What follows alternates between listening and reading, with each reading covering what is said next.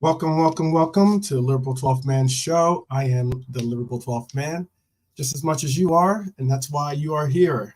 And that's also the reason why I love the fact that it is finally Friday, and we are able to enjoy a little bit of the weekend on deck.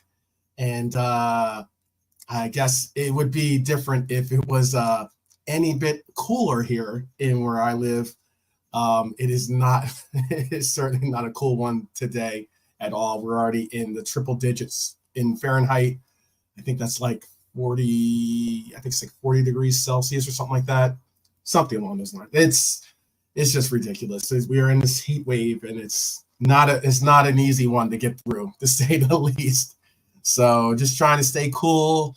Got a action packed weekend on deck. So, it should be a fun time, to say the least. And I hope that you guys have a good and awesome weekend planned or on the decks for yourself as well. So big up to everyone out there. Big up to Cedric, Marion, hi, Laura. Big up, MK Toe. Big up, Daryl. I have a couple of things I wanted to get into today with you guys. Wanted to kind of like get into it. You might be joined with, I'm not certain if Brian is going to be here. We might have the Irishman with us today. I know that I'm going to get the link to Daryl as well. Daryl wanted to join today, so I'm going to get that over to him. Okay, I got you. So yeah, I'm gonna see if Brian is able to. He's working. I know Brian was working something out with his internet. So I'll see if he's able to join us as well. So yeah, but I wanted to get into some of this stuff that's going on. I know we have Copa. We have also Copa, and we obviously have Euros, and it is something of a fun run here that we're going to be able to enjoy, because you're going to get the best of both worlds, in a sense, of both hemispheres in essence, because like right now I know the Euros have been taking over a lot of the headlines, but Copa is here now. Copa opened up last night. Copa opened up last night against for Canada versus Argentina, the World Cup champions. Looked a little bit sluggish, I could say, or at least in my opinion, looked a little bit sluggish. Canada played well in the first half last night. Then second half, it was just a tale of two cities. They could have easily had more than 2 goals. It was a little chippy. Unfortunately, I thought that I hope that the refereeing that wasn't a testament of what the refereeing is going to be going forward, because the refereeing was pretty poor, to say the least. There were some blatant hacks and just play-ons, and then there were some ugly fouls, and it got to a point where it was like really telling. But overall, good game, fun game. I didn't do a personal watch along. I ended up watching via the Beijing Reds, one of our brother channels out there, Beijing Reds channel. So ended up having a good time over there. Yeah, I'm definitely gonna be doing Copa. I'm gonna be doing Copa. I'm gonna be doing definitely the USA versus Uruguay game, and and I got you, Honesty. And I also did and I'm also going to definitely be doing Colombia versus Brazil. Those are the 2 games. Those are definitely the 2 Copa games I'm going to do watch alongs for. So if you do want to watch those with me or with us, hopefully I have some friends along with that. Yeah, it'll be fun times. Big up John Conway, and big up Honesty. Yes, happy Juneteenth to you, Honesty, by the way. I didn't do a show on Wednesday, but the reason why is because that was Juneteenth here in America. That's a national holiday, and a very personal national holiday for myself. So yeah, and I had other things going on in my life, but still the same. That was an important celebration and remembrance. So that is that. But still, I wanted to talk to you guys about something today. I wanted to talk to you guys about something today, and it was about basically, I wanted to ask you about some of these things that are going on right now. Like, there's a lot of talk in the, or at least, so every, I told you guys how like I get updates every morning, and like I wake up and my Google tells me like, Liverpool updates, all Liverpool news, the headlines that are going on right now. And one of the headlines that that they reported, or she reported, is that we are in the pursuit of an actual, we are no longer in the pursuit of a center back as our top priority. I can tell you this. Big up, Philip. I appreciate that. Yes, I certainly appreciate that. If you're unable to stay with us, we will miss you, but all the same, we will I appreciate the fact that you're showing love. What I was getting at is that it's been reported that we are no longer looking for a center back as our top priority. That's what the reports are saying. I'm not saying I'm saying that. I'm saying that that's the reports are saying that. I believe I want to say even David Ornstein, don't listen to Journal. Yeah, I like how Daryl's telling me not to listen to the Journal BS. I got you.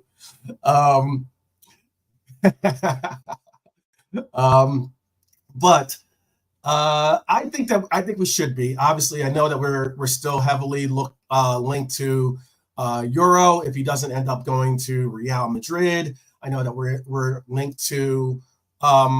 We're also linked to now this Italian defender, which I really don't. I don't even. I guess because I don't understand. I mean, obviously, I understand. I can be comprehensive, but I mean, it more so. I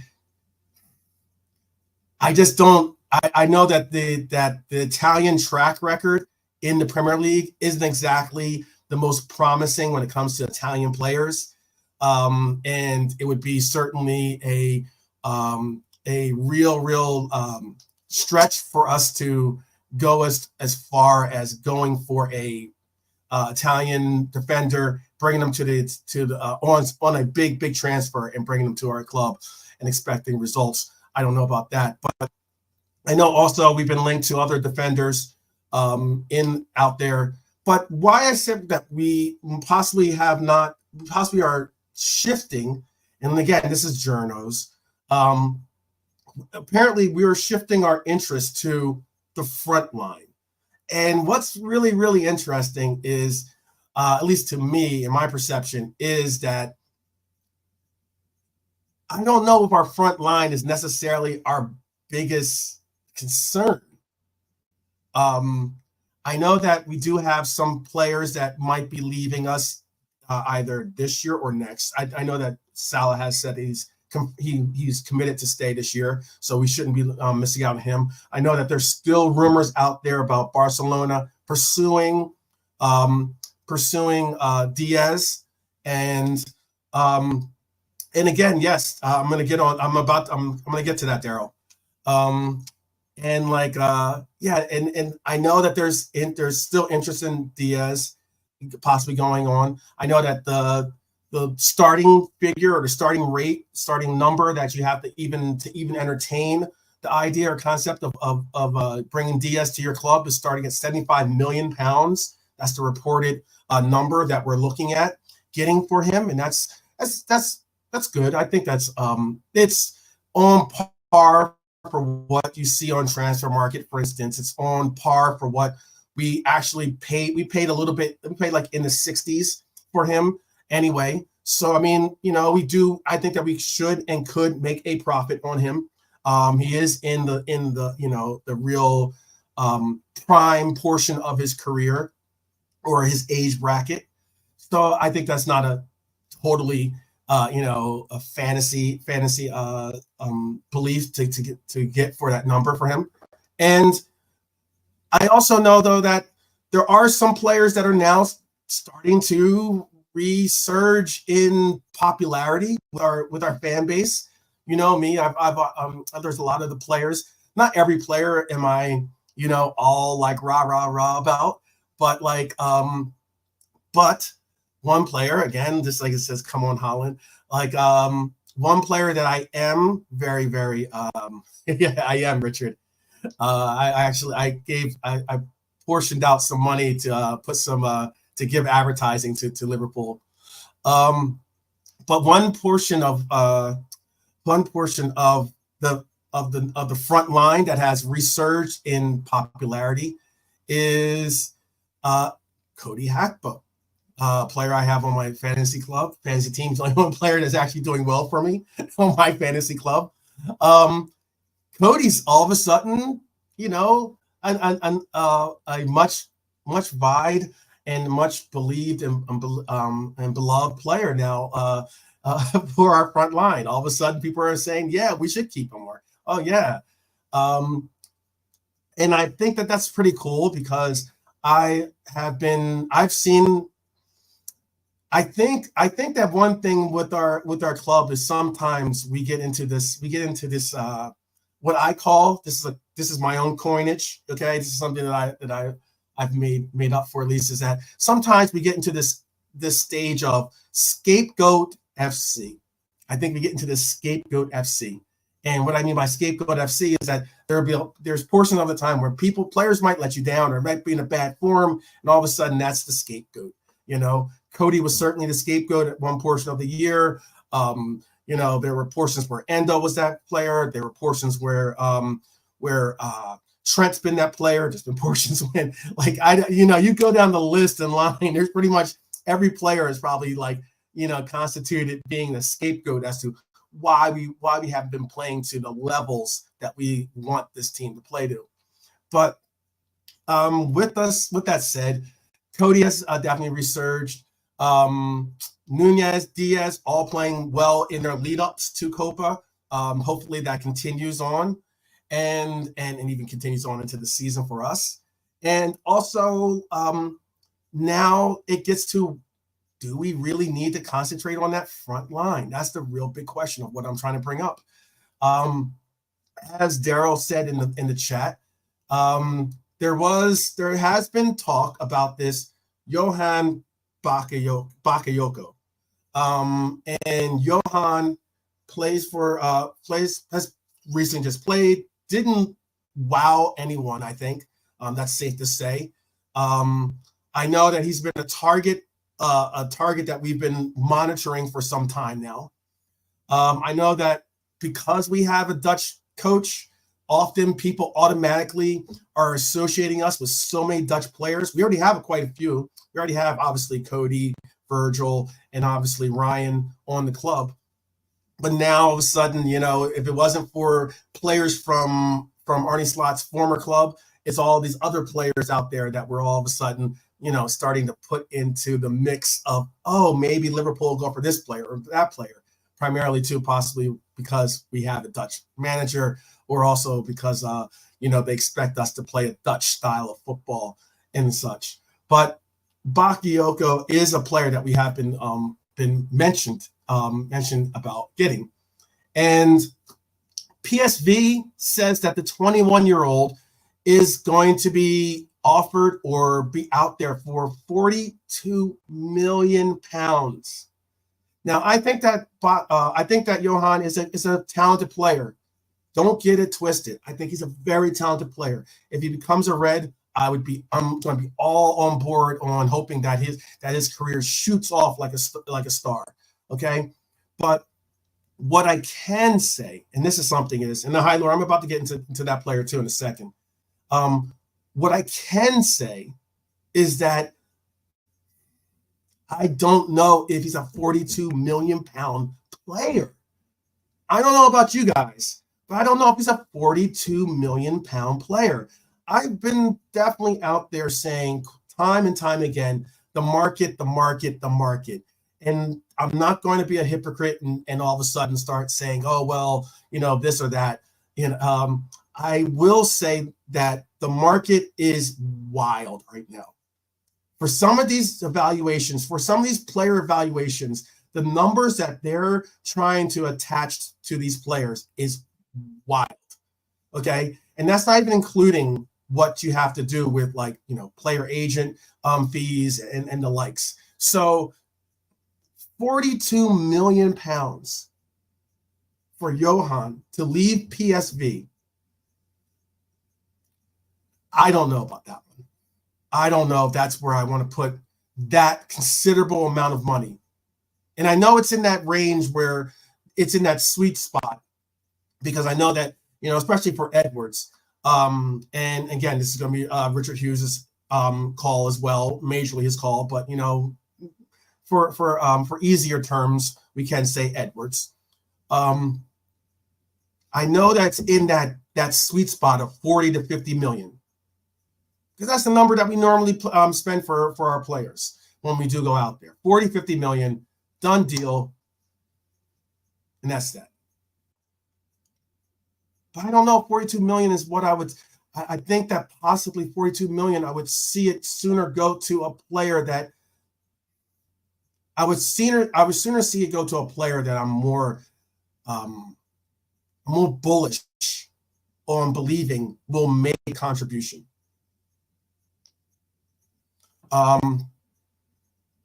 So yes, that's where I am with that. It's like I don't know if that's where I would go. And there's other players, as Hyler just put out there. And this is like frontline players. A player I do like, and this is a player I do like. I've liked them since I've been watching him play since the year before this. And especially since we were connected to him loosely in the summer window, last year's summer window at least. And that is Nico Williams. Now, the athletic Bilbao player, he's a winger for them. Hyler put it in their chat there. He says, the athletic report that Nico Williams has been discussed by Liverpool. His 47 million pound release clause doesn't look too bad. Okay. I had 49 million pounds. If it's 47, 49, okay. What's 2 million pounds amongst friends, right? And what it was is I don't know if we will venture in for him, but he is a player that I do like, and I get it. Like, as in, look, you can mine out talent in any league. It doesn't matter if it's Portugal. It doesn't matter if it's Spain. It doesn't matter if it's Holland. It doesn't matter if it's France. It doesn't matter if it's Brazil, Argentina, America. You can find talent in every league.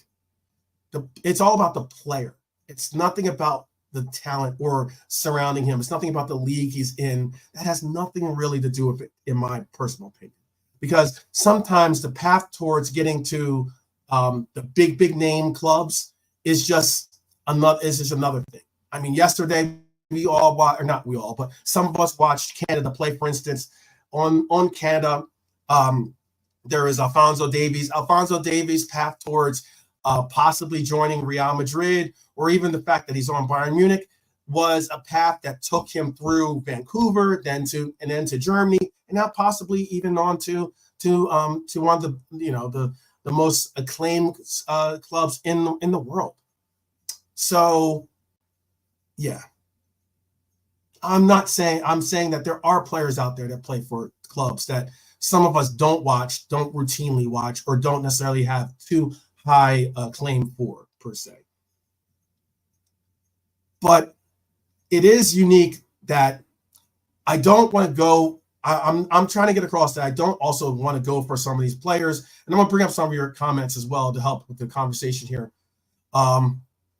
I don't want to go for players that have purple patches in tournaments.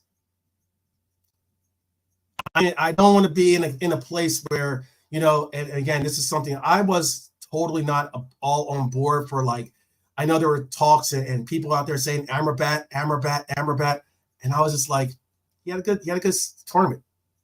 That's that. And I'm not willing to make that leap to say because you had a good tournament, that means that you're a good player. We have the Irishman joining us. Cool. Looks like he got his internet set up. I'm going to bring in Irishman right now so he can join the conversation. Irishman, how are you doing? Hey, how we doing? Oh, what a bloody nightmare. Yeah. Good. But yeah, didn't miss too much. Okay. Yeah. Yeah, Sorry about yeah. all that nonsense. No worries. What we talking about? I just heard Amrabat. Yeah. So basically, what I'm going on about some of these the rumors. I'm giving a little bit of the tea, but I'm also talking about the some of these targets that we're apparently looking at right now for our front line. I spoke on Johan Bakayoko. I'm now speaking on Nico Williams, who's now reported that we could get him for 40. I had 49 million. I know that I just saw Hylor put it in the chat that we can get him for 47 million. Apparently, is his release clause, 47 million pounds. That is, and I'm just trying to like weigh him on the sheer fact of like, you know, it's this. These tournaments are great because it's going to be an opportunity for us to see these players play, but it's also dangerous because we're going to see some of these players play well, and we're going to get hyped on players that not necessarily deserve to be given these opportunities, but are kind of like, it's kind of like that. I know I'm going to butcher his name. Haji Dio. Remember him? Like, who could forget you? Yeah, exactly. Yeah, Well, trying to forget. But it was like one of those cases where, you know, like he has a good tournament and all of a sudden he's a red, and then next thing you know, we're like, did we really just sign that player? You know, like I don't want to be in that I don't want to be in that place. Well, you know what I mean? As bloody microphone. As I turned it, like as when the internet came back on there, I just started like on my other phone that uses Twitter now. I just started getting all like the different pop-ups or notifications and all loads of stuff coming in. But I think Romano just did a live stream there about 10 minutes ago. Mm-hmm. But there was just like a tweet from that, and he was saying basically, yeah, confirmation or someone tweeted what he said, confirmation that Nico Williams' release clause is 58 million. Because people have been saying so, 58 million euros. Okay. So that's it. Romano came out and said, I want to state this as a fact because I've seen different numbers. He is, it's 58 million release clause. And obviously he was just saying like there's teams that want them, Barca want them, if you know, FFP and all that, but he's saying that Atletico don't intend to lose him. So he's someone I'd love to see at the club. He's been brilliant for about 4 years now. His injury record is phenomenal. I don't think barely missed a game in 4 years. Guys, yeah, he's an excellent footballer, but they seem pretty determined to hold on to him. And I was just thinking there, like, you know, if you could get him for 58, then why would you go after Diaz if we were asking for 70? Mm-hmm. You know, if they're having trouble getting to the 58 for Nico, there's no way they're going to come to the table for Diaz. So, but apparently, yeah, that's the number for him. Anyone's interested, that's what it's going to take to get him out of there. But yeah, I'm glad. I'm sorry I missed talking about him. 58 million. That's 58 million euros, by the way, or is that 58 million? Well, he said 58 million. Because they're a Spanish club, I assume he said euros. Yeah, euros. You know, I got you. Would that be 40? Is that around 49 million pounds then? Or 47, 49 million pounds? Isn't that about 58 million probably? Yeah, you'd have to Google it to be sure, but it's not far off 50. It's not that far off. Okay. Yeah, it's not that far off at all. But yeah, great. Yeah, he'd be a great signing, I think, but looks difficult. And what a bloody Douglas. But are you willing to do this? I have a quick question then. Are you willing to do this then? This is what Honesty just added. I have you guys your comments all start from before. I'm bring them into the conversation. Yeah, Honesty saying that Premier League clubs have been informed of Williams' salary demands over £300,000 per week, which would put him, just behind Mohamed Salah, obviously, in becoming the second. For now, would be the second highest, earning player on the club if we were to bring him a part of our team. I don't personally think that we're going to see. I don't personally think we're going to see VVD and Trent, especially if they get new contracts, be in that 200. They'll probably be right alongside. Right alongside. Yeah, it's going to be. They're going to start at 3. Yeah, no doubt. So no doubt. Like, would I give him that money? Is that what you're asking me? Yeah, yeah. For someone that has a 49, let's call it, 58 million euros, as you said earlier, pound release clause. You're going to give him £300,000 a week. Yeah, I would. That's what someone like him is going to get. I think, unfortunately, if you want to be in the game for these guys, because if we don't, there's probably 3 or 4 other clubs that will give them that. They priced it nicely to be able to get them a good price, but also, like, they're Athletic Bilbao, they know they kind of have to sell sometimes. Mm-hmm. So they don't, they hope to keep these guys because they're Basque players and all that. But yeah, I just think every now and again one of these guys comes along and I know what you're saying, like when I'm saying before, like if you're buying a player for 100 million, you can't offer him 10 grand a week, because if he's a £100 million player, he's on £100 million wages. So I'm not sure it always Mm-hmm. works the opposite way Mm-hmm. as well. But I just think that's probably, I mean, I can think of probably 3 clubs that would happily give him that kind of wage. So we're going to have to start getting into those numbers now soon. We kind of broke the broke the seal with Mo, giving him the 350, and Trent will be coming up. So if we want to be one of those clubs, I think we're going to have to start getting a bit more comfortable with some of those numbers. Yeah.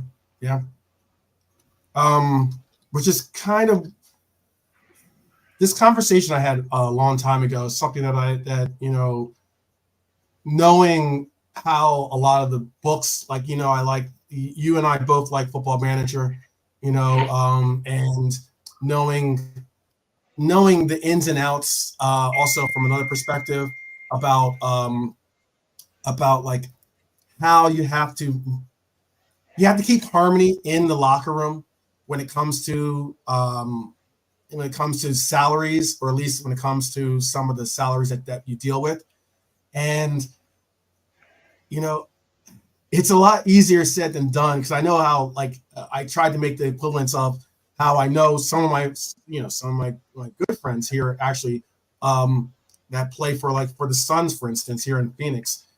They all know each other's salaries. They all know each other, what everyone's making. They have an idea, and they're not going to come out and go, toe to toe with that other player and be like, how dare you be making more money than me? But they will, in their mind, they will be thinking, I'm better than him. Why am I not making? I'm better than him. I should be making more money than him, So, like, you want to keep that harmony in the locker room of having, like, players understand that, yes, you're not making the same thing, but it's a difficult balancing act, no doubt. No doubt. But if you've got a guy, Daryl,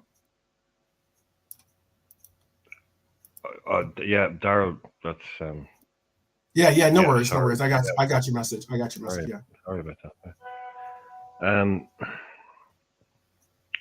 Sorry, what was it?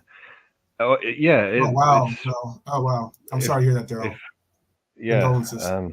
yeah, obviously just for Yeah. that's We're gonna have you tomorrow. send you the Yeah. link, but yes, definitely take your time. Um, go Yeah, ahead. we'll Go ahead. talk to you So, soon, yeah, Darrell. We'll talk to you soon, Darrell. yeah, yeah. You need Whenever to reach you're out, back definitely. around, yeah, whenever you're able to come back in, just let us know. We'll be here. Yeah. So yeah, the squad harmony, to have these people, yeah. So yeah, if someone comes in and they're awesome, if Luis Suarez comes in and everyone's like, oh, I don't know about this guy, and he's on 50 grand a week, and then he comes in and does Luis Suarez things. I don't think any Hmm. for a year. I think if these guys come in and they prove they're the real deal, then I think other players don't really care. You might get the Ronaldos of this world or something. They always have to be the highest paid player, else they'll kick up a stink. But you should also, Hmm. for grown ups in the room, to be able to know that look, sometimes the guy comes in because of the timing. He comes in as a Hmm. peak player. He comes in on a big deal. Okay, he's on 8 times what you are, but you signed that deal when you were a 20-year-old, but you have to have, yeah. But managing all of that is difficult. Yeah, you do have to It is. know. You do have to let people know that look, there's a reason he's on this. If they have a problem with it, if they can work it out for themselves, why they haven't gotten a big contract yet, but they probably will get one, as opposed to the guy who, to all intents and purposes, has done nothing for the club, is coming in on big money. Well, a lot of these guys are like, they're just happy. Most footballers are, I think, first and foremost, they're happy to find out, as long as they're not in this, but that their club is signing top quality footballers, because That's that means true. they Very probably true. win stuff. That Hmm. is like, if they sign Messi and Ronaldo tomorrow, they won't care if they're both on 5 million a week. If that means Because that means, look, well, 10 years ago, right? But that means, oh well, we're going to win everything now. I don't care if they're on five. That we're all going to win shit. That's probably Right. top priority. But if some guy comes in and he's absolute dog dirt, and Yeah. he's on Yeah. twice Yeah. what you are, That's what that's Honesty's where saying you too. Yeah. that's where you have problems. But we Yeah. haven't. We're not. I don't think we're in the business of buying dog dirt players and paying them big money. So I would trust us to do that. But I'm happy. Look, it's not. It's the club's money that they're spending on the wages, and I like being at the top table wages wise, because it give you have to be, really not in these excessive Mbappe type deals, but for these kind of guys to be able to say, no, look, don't worry, if he wants to come, we can pay the wages. To be in Hmm. that kind of frame of mind, I like being there, because so often before, it wasn't because we couldn't meet the fee, we could get the money together. It wasn't because the club, it wasn't because of this. So often we lost out on players because of wages. Now, I'm not saying that means you overpay, but it just, so often in the past, we just couldn't pay what other clubs are willing to pay. And maybe now with slot going, we may have to up the incentive, if you know what I mean. Hmm. Hmm. So yeah, it's complicated. It's very much, Very yeah, it's an complicated. What you just said too is what Honesty just said as well. And it basically says, listen, for how good Nico Williams is and his potential, if he comes to LFC and is on 300,000, one wrong pass, these toxic fans will make his life miserable. As in, I can understand and agree with that. In that, you know, the almost automatic thing, and it's all part of the game. I get that, but one automatic thing is whatever your transfer number was, it's going to be attached to you. How often whenever someone brings up Nunez, they bring up 85 million euros or pounds or whatever it was, ended up equaling out to. I know it was originally, it was like 65 plus incentives and such, plus add-ons and the like, but it's automatically that's the thing that you hear. Or if it's going to be this player as well, despite the fact that yes, 58 million or 49 million pounds, 58 million euros isn't exactly a watering amount.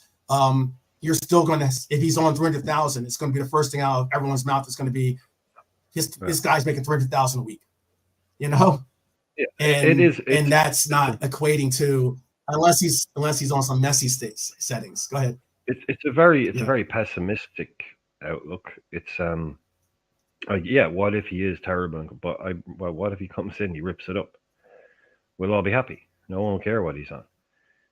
So we haven't even signed the guy, and we're always, oh well, what if he's terrible and he's on 300 grand a week?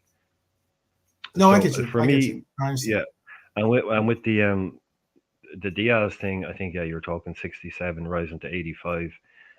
I reckon we probably paid 10 on that just from appearances. I wouldn't say too much of it is linked to actually winning trophies. So we probably paid, but that gets kind of like, for me, when I say, like, I always say, no player ever sets their own price tag, so I always use it as like, well, why did our club spend 100 million pounds on X player and X player is no good? Our club should be spent, it's not like, hey, you're terrible because you cost 67 million. This dude is like, look, I'm just the guy, I'm the pawn. They decided what I was worth, Yeah, my club decided that's great what point. They wanted. Say that, please say that again, though. That's a great point. That's a great point.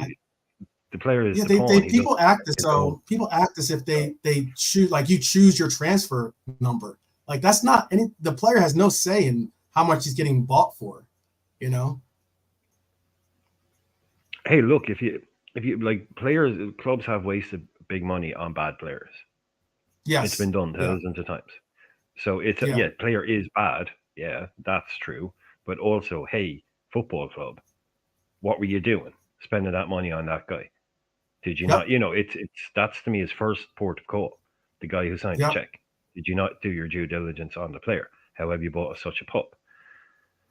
Again, I'm not talking about Darwin. I just say, like, the amount of terrible, like, big money signings out there that don't go on to be good, that were just bad footballers. You get bad moves, you get players going to thrive elsewhere. But first off, and life happens. Sometimes life happens to players.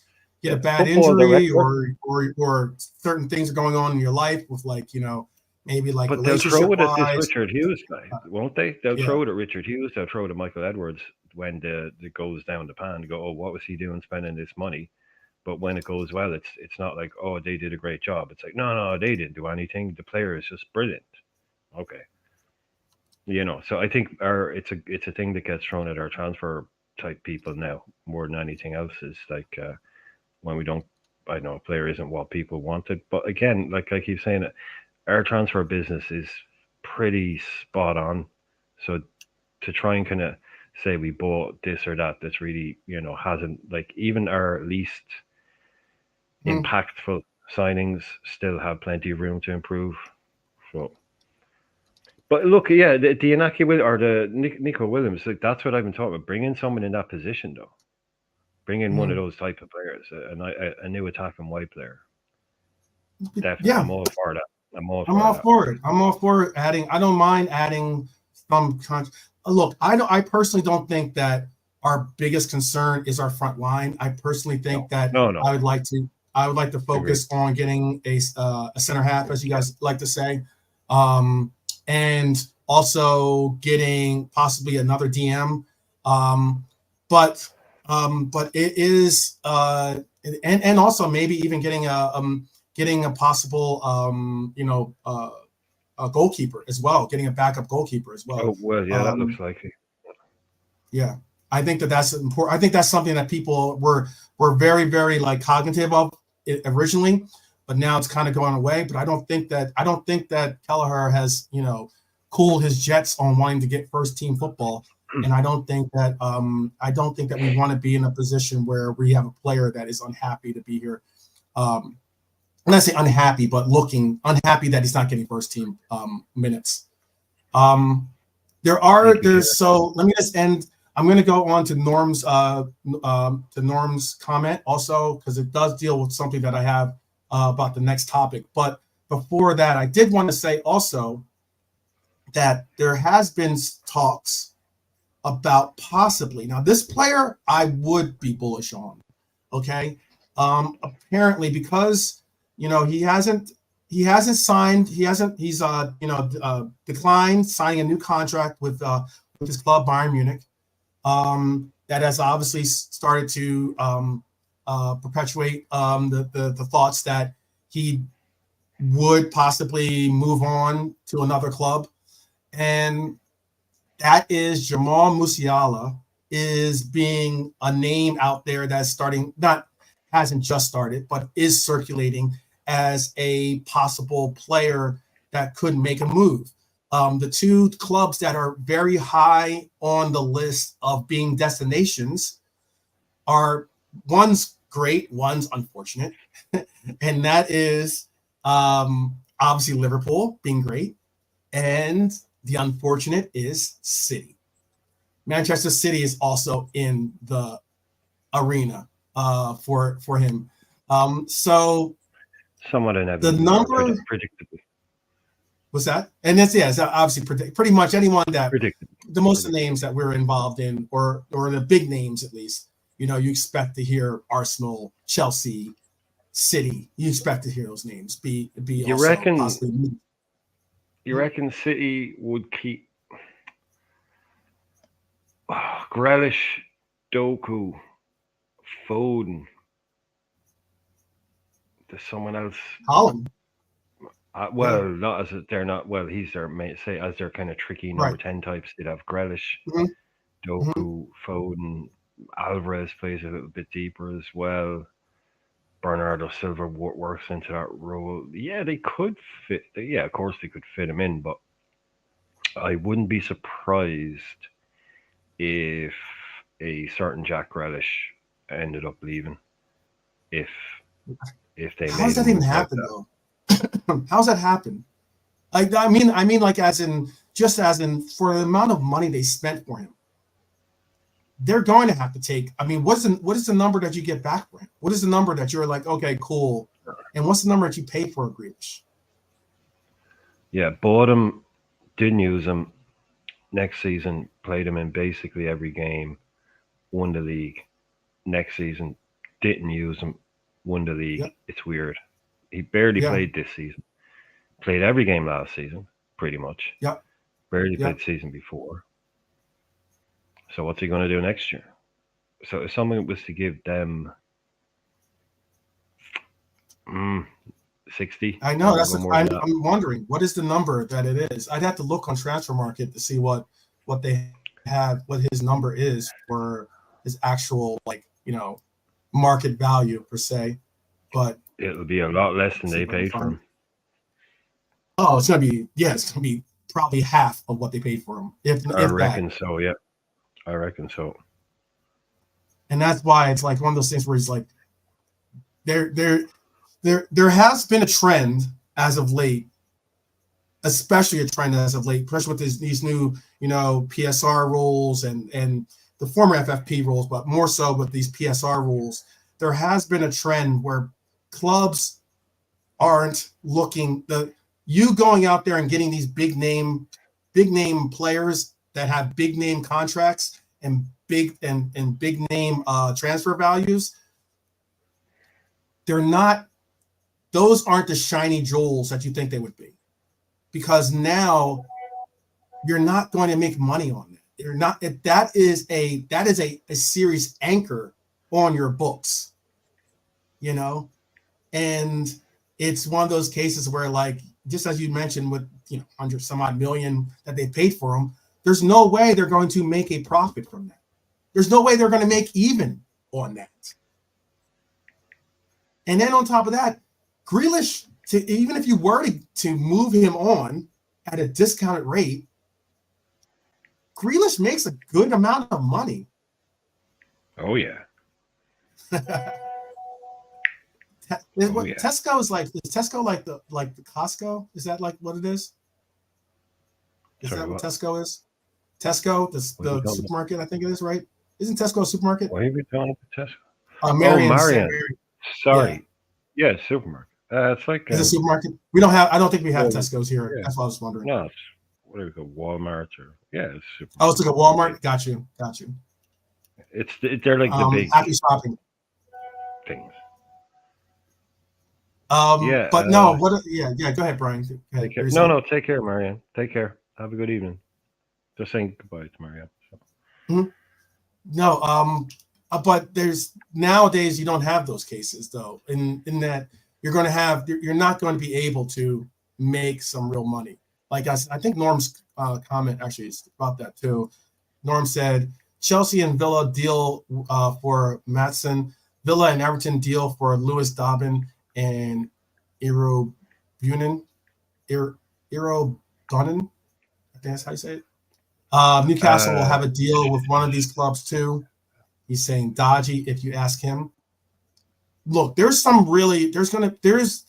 interesting dealings going on right now with clubs figuring out ways to make money, to get their books right. Whether it's I don't even understand how Chelsea selling hotels has anything to do with their books. I have no idea how that even creative accounting. Yeah, I have no idea how that works. No idea. But like, I also and why I say I have no idea how that works is because it's not real. If it was a football related thing, I'd be like, okay, I get it. You sold your, practice facilities, or something like that. Okay, that's one thing, I think what they did, it was kind of, that was the headline, but that wasn't entirely what they just used the money to do something that then, it was just that what they did with the money that they got from it, they put it into their football operation or something. But yeah, they were trying to squeeze money out of any place they could when they came in first, because they saw all that was going on.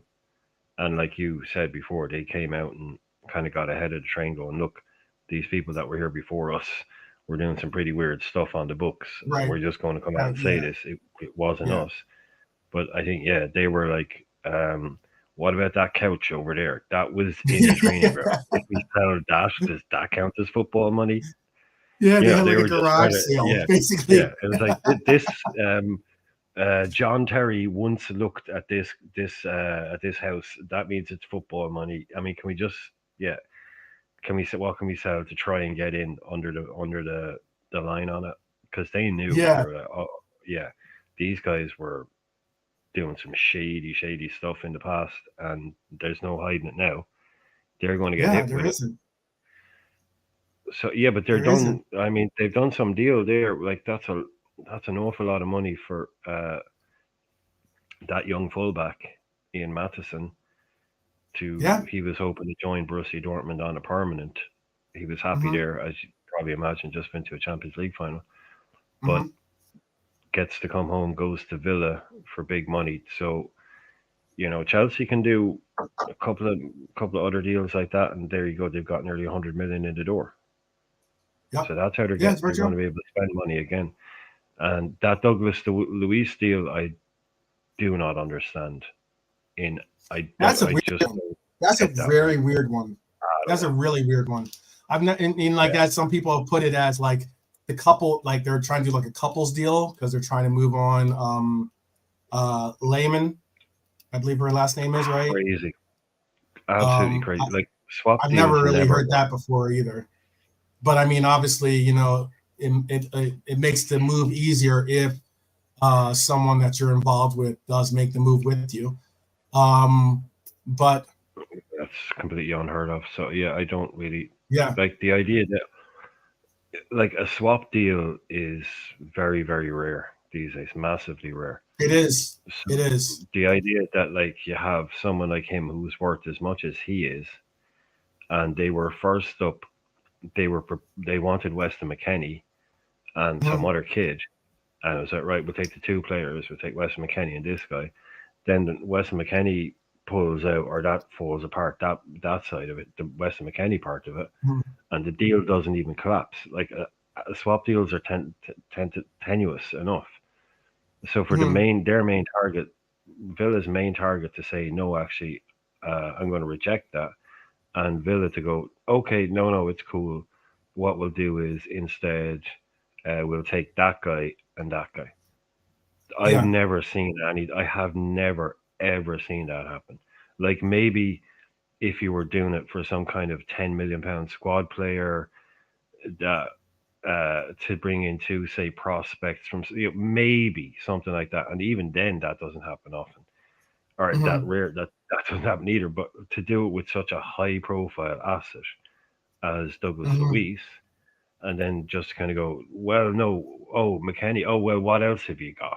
Basically, if McKennie doesn't want, it's like, oh yeah, I know you ordered. Yeah, it's like I know you ordered the McKennie, but but I get to the kitchen and the chefs just told me there's no McKennies left. I didn't know that when I took your order. Do you want to just cancel the order? Said, no. What else have you got? No, it's cool. Yeah, no, I know. I wanted the McKennie, but no. Show me what else have you got? Oh yeah, that sounds good. I'll take that instead.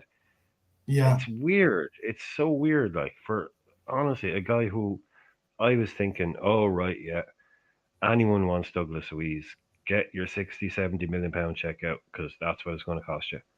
But no, apparently all it costs you is two random dudes from Juve. Really weird. Yeah, that is weird. That is weird. It also, unfortunately, in this atmosphere or this this environment of football, and because of all the things that you just spoke on about Chelsea, excuse me, and what I'm about to speak on about City, I guess, and it also raises an eyebrow a little bit to say, okay, is there something else going on? Is there maybe like you almost think like it's almost natural now to think of, well, maybe there's some behind the scenes deal going on, with some other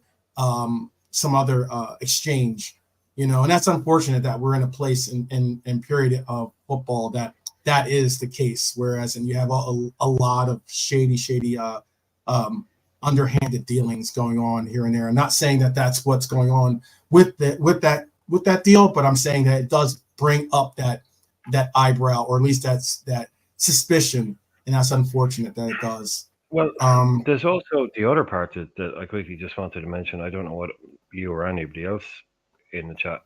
This is going to sound absolutely stupid and crazy, but at the moment,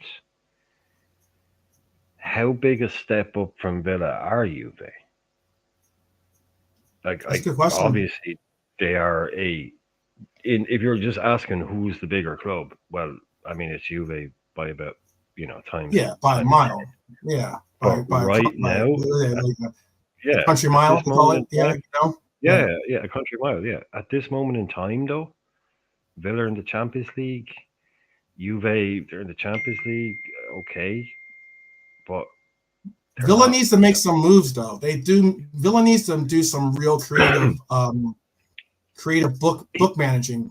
And I know that Villa is one of the names that are part of the complaint against PSR and wanting to loosen the rules a little bit so that they don't have to accommodate as much, because they spent a lot of money. Like last year they spent a lot of money, and they made a concerted effort. They did basically what Arsenal did 3 years ago. There was an article in the Athletic. I do like the Athletic, and there was an article about Arsenal, about how they showed how Arsenal spent their money before that period, before their rise, their resurgence, and then they showed how they went in and started spending some serious cash, and now all of a sudden Arsenal's back at that level again, competing for titles, but it also has to deal with the Emirates deal. It has to deal with, it getting closer to them, satisfying that deal. It gets close. It's also the point about like, marketing, that they're dealing with some of the advertising marketers that are involved with them now, and the deals that they've worked out that way. There's a whole bunch of football that I know as fans, a lot of us don't want to have to like even comprehend, but it's a very important part of it. It's And it's one of the reasons why sometimes when I get into these conversations, I know when we get into these conversations, you're pretty versed in it as well. Or at least pretty read in it, it becomes, keep up to date big time. You got to keep up to date with, like, it's not that I find it overly interesting or anything, but if I'm going to actually speak on Mm. here about something, I want to kind of know what I'm talking about. Not that, but Yeah, yeah, it's not yeah, that I love yeah, knowing about it, but yeah, anything about FFB and all that, I try and keep as up to date on it as possible because you can end up saying, like I've seen, and I don't blame these people, but I've watched people have entire 45 minute to an hour long conversations and debates based on a misunderstanding of the rules or a yep, miscomprehension yeah, of yeah, the rules. yeah. And I know it's exactly. like it's Mm-hmm. cringy, kind of like, Mm-hmm. well, why is this Mm-hmm. happening? Yeah, that's insane. Why are we doing that? And it's kind of no, stop. You want to kind of interrupt their stream and like put up a red flag. No, stop. I know what you're I about to did do. that yesterday, man. I did Yeah, that yesterday. I'm in the chat. yeah. I'm not a part of the panel, and I'm just like, I'm hoping that they, like, I'm hoping that they see my direct conversation to them. That's not directed to anyone in the chat. It's directed to them, just so that they at least have an honest debate, in what they're talking about. Because yeah, there's one thing to get into these places where we're talking about opinions and then such and the likes. You can have a little bit of leeway to go left or right on that. But for instance, on one of the channels, they are talking about these tournaments that are involved with Copa and Euros, and how like it's a lot more games getting involved in these players under these players' legs and such, right?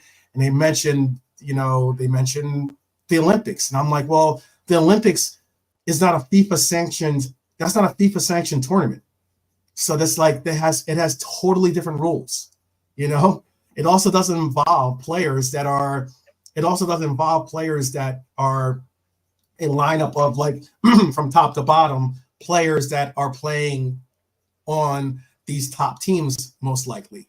You have I think there's a Well, certain number of players. I don't want to get the number unless you're wrong, France. but like there's like a handful of players that each club can bring with them, like a Messi or a Mbappe, for instance, for France. No, it's But it's age.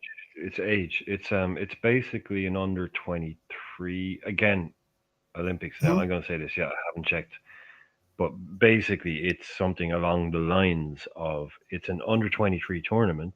right, it's supposed to be an amateur Um, tournament. Yes, right, what? But it's under. You can't be right, amateur. Yeah, but anymore. But it's under 23. But there is a number of over 23 players that you can bring. It right, used to be right. something like three. It's 3. I probably thought it was something 3. like Yeah, I don't. Don't four. want to make It's sure. Yeah. three or yeah, two, four, maybe three, four this summer. I don't know, Mhm. but yeah, it's It's at basically least your 3. own I know it's at squad. least 3. Yeah. Yeah, so it's like your three kind of what would you like in the MSL where you've got your three franchise players. You can bring Mhm. three guys that are any age over 23. But yeah, it is technically it's an under 23s tournament. So, Mhm.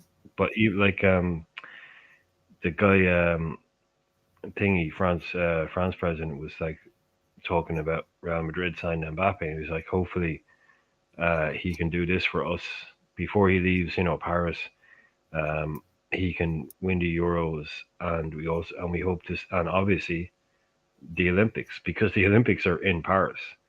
And Right. him and Yeah. Macron, people, I won't go into that, but Mbappe and Macron, the president of France, actually have a very close relationship. And Yeah. Yeah. he made a point of saying that he wanted to see Mbappe at the In the Olympics Olympics. for France. Yeah. Like Yeah. after the Champions League run, um, Mhm. after the Euros, and then playing the Olympics, and then go to It's a Real lot. Madrid are going to be looking and going, no, we don't want Yeah. It's a no, lot. he ain't going no Olympics, no Olympico, you know. But it's in Paris. You better believe they're Oh, going to but want yeah. him there. Yeah. Not only Big, he's not only is France going to, or the French people, France's president, but everybody, also maybe even his agent is going to say, oh, everybody.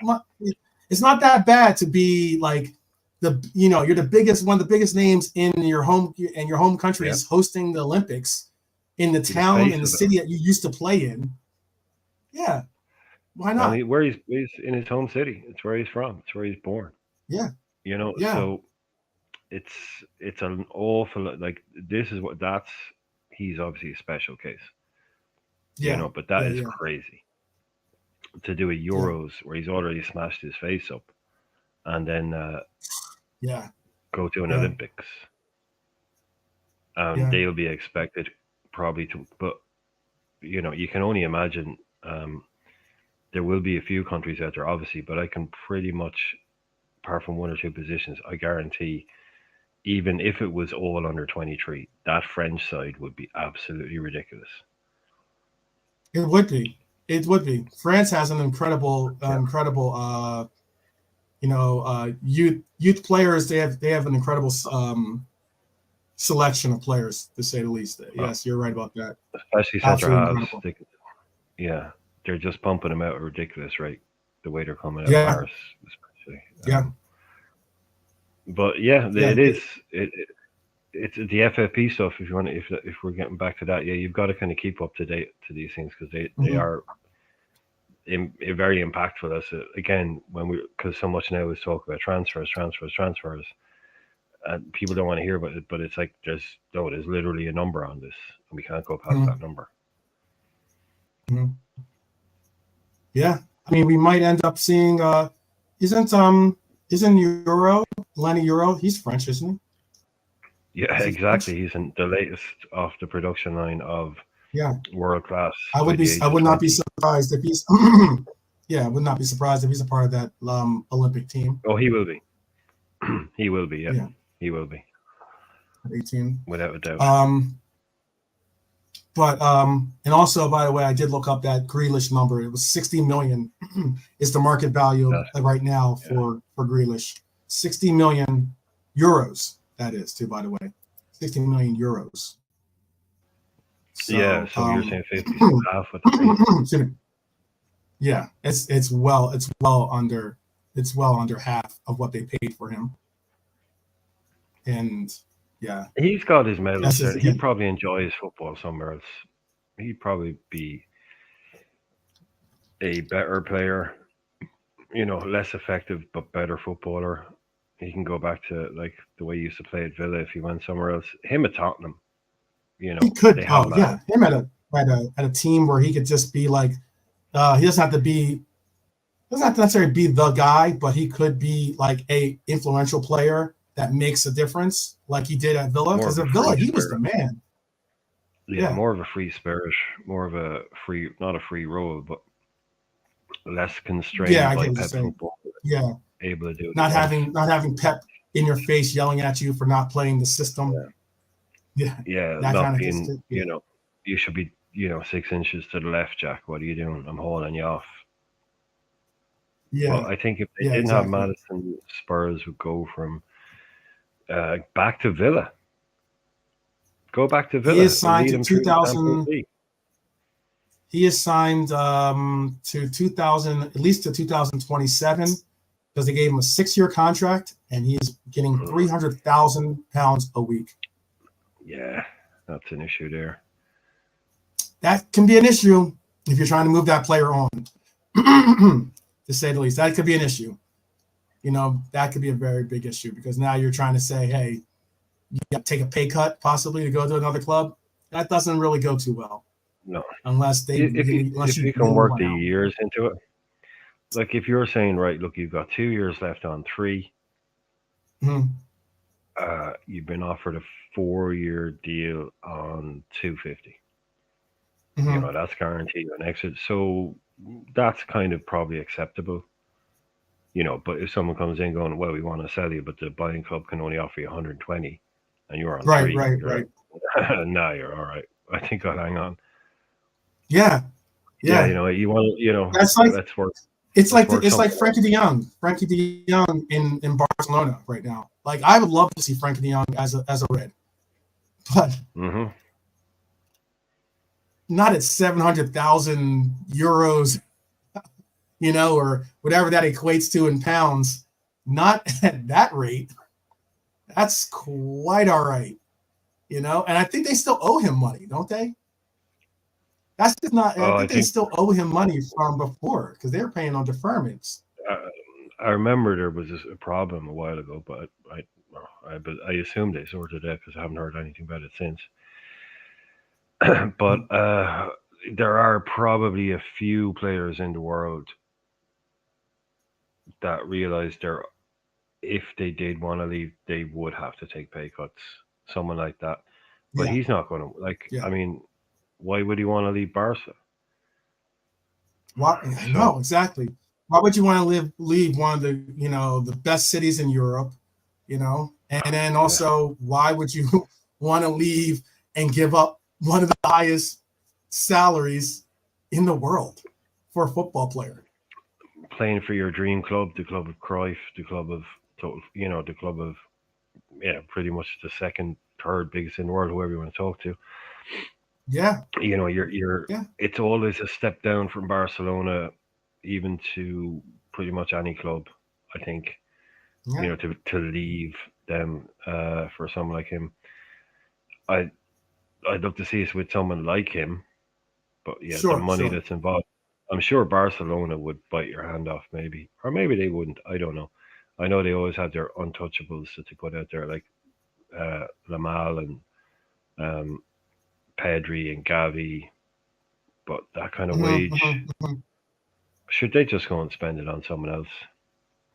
Yeah, I know you're right, Norm. I don't. I was just kind of thinking, where would he go and where could he go because we're not buying him, Arsenal aren't buying him, Man United aren't buying him. You don't think Arsenal would Uh, take? I think Arsenal might consider it. They could consider it, considering they have like at he is least an Arsenal a player. working Yeah, he is. relationship with getting deals done between City. You know. And Arteta will know him. Arteta will know him. So yeah, no, that is a possibility. He's kind of getting there now, isn't he? 28-ish. He's not a Hmm, 25-year old anymore. He's more at that kind of 28-ish age. But he is a very Arsenal type player, definitely. Yeah, definitely. Um, yeah, yeah. I mean, I don't know where it would be. It would be interesting. I don't know if he's the Arteta style of player that he would want, but even with well, his remember like Arteta was off the field antics as well. But like he's chilled all that out. In fairness to him, he has but he lost a was lot. there, yeah, at City. But if he's a Pep player, then he could be an Arteta player. Arteta is basically a knockoff Hmm, version of Pep. So Holland nil France at hmm. halftime. Oh, that sounds Yes, pretty no, good. no All at, right. at halftime. Cody almost scored, but other than that, it's pretty much been ho hum game. Austria beat Poland earlier today, 3-1, Yeah, and the Ukraine bounced back from its poor first showing with a 2-1 victory. they But went 1-0 yes, down as right well. now. Oh yeah, yeah, yeah, yeah. Right now, 3 shots on target for Holland, 2 shots on target for France. They've got 5 shots in total for France, three technically for Holland, but they had 2 shots blocked, 1 shot blocked for them. 58% possession for France. Pretty much not necessarily that great of not some crazy numbers. Um, 0-0 so far in Group D. Um, that's an interesting shout too by Norm here. I'll bring it up for you. He says he would have been a Keegan at Newcastle type of player, Grealish or Spurs when they had Klinsmann. Okay, and just attacked. Mm-hmm. Dimitrescu under our deals and just attacked. That would have been interesting.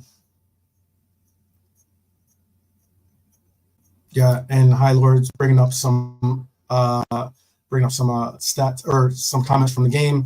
Hakpo has some involvements. He had a decent shot, but nothing special from either side. Mbappe on the bench, of course.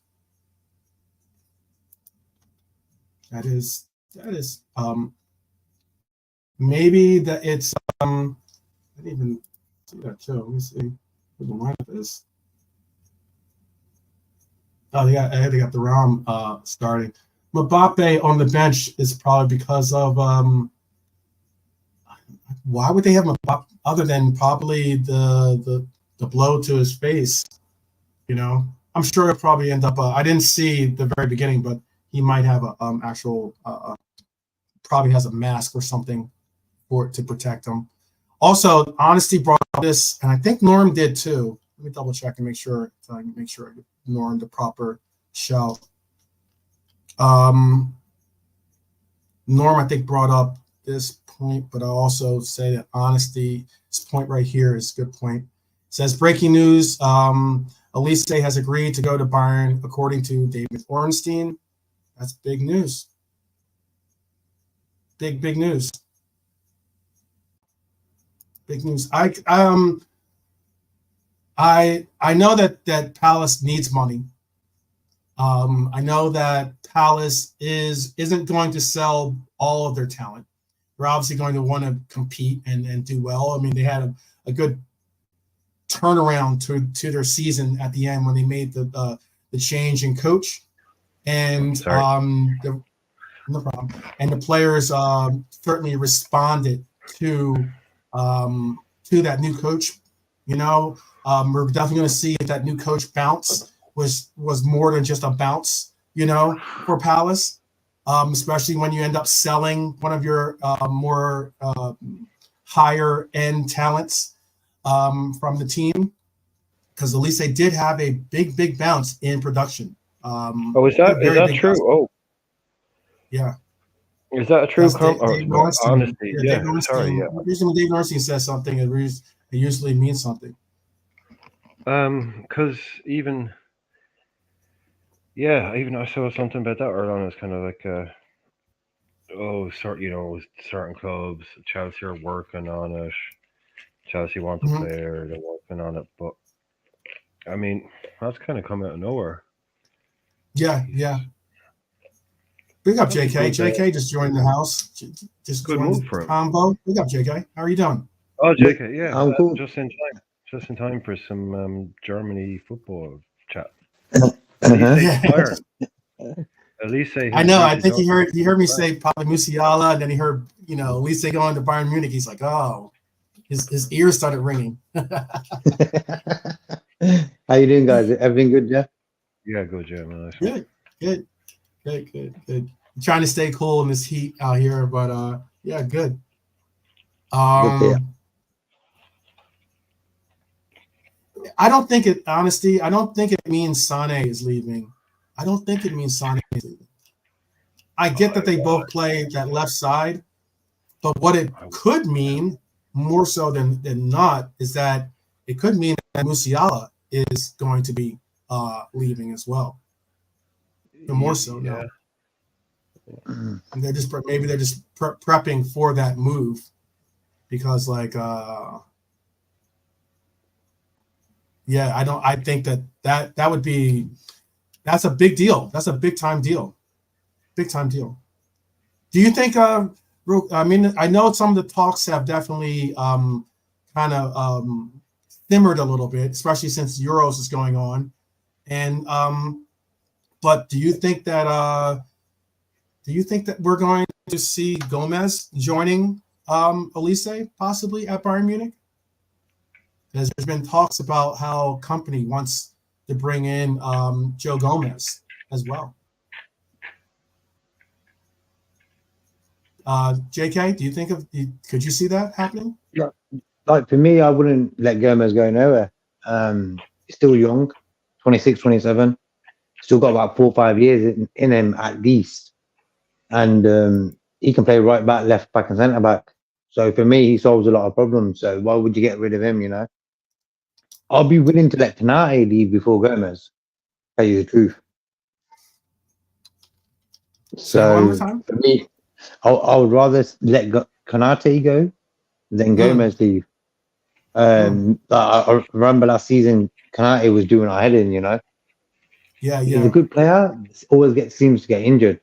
But for me, I wouldn't let Gomez leave, no way. And even in Norman.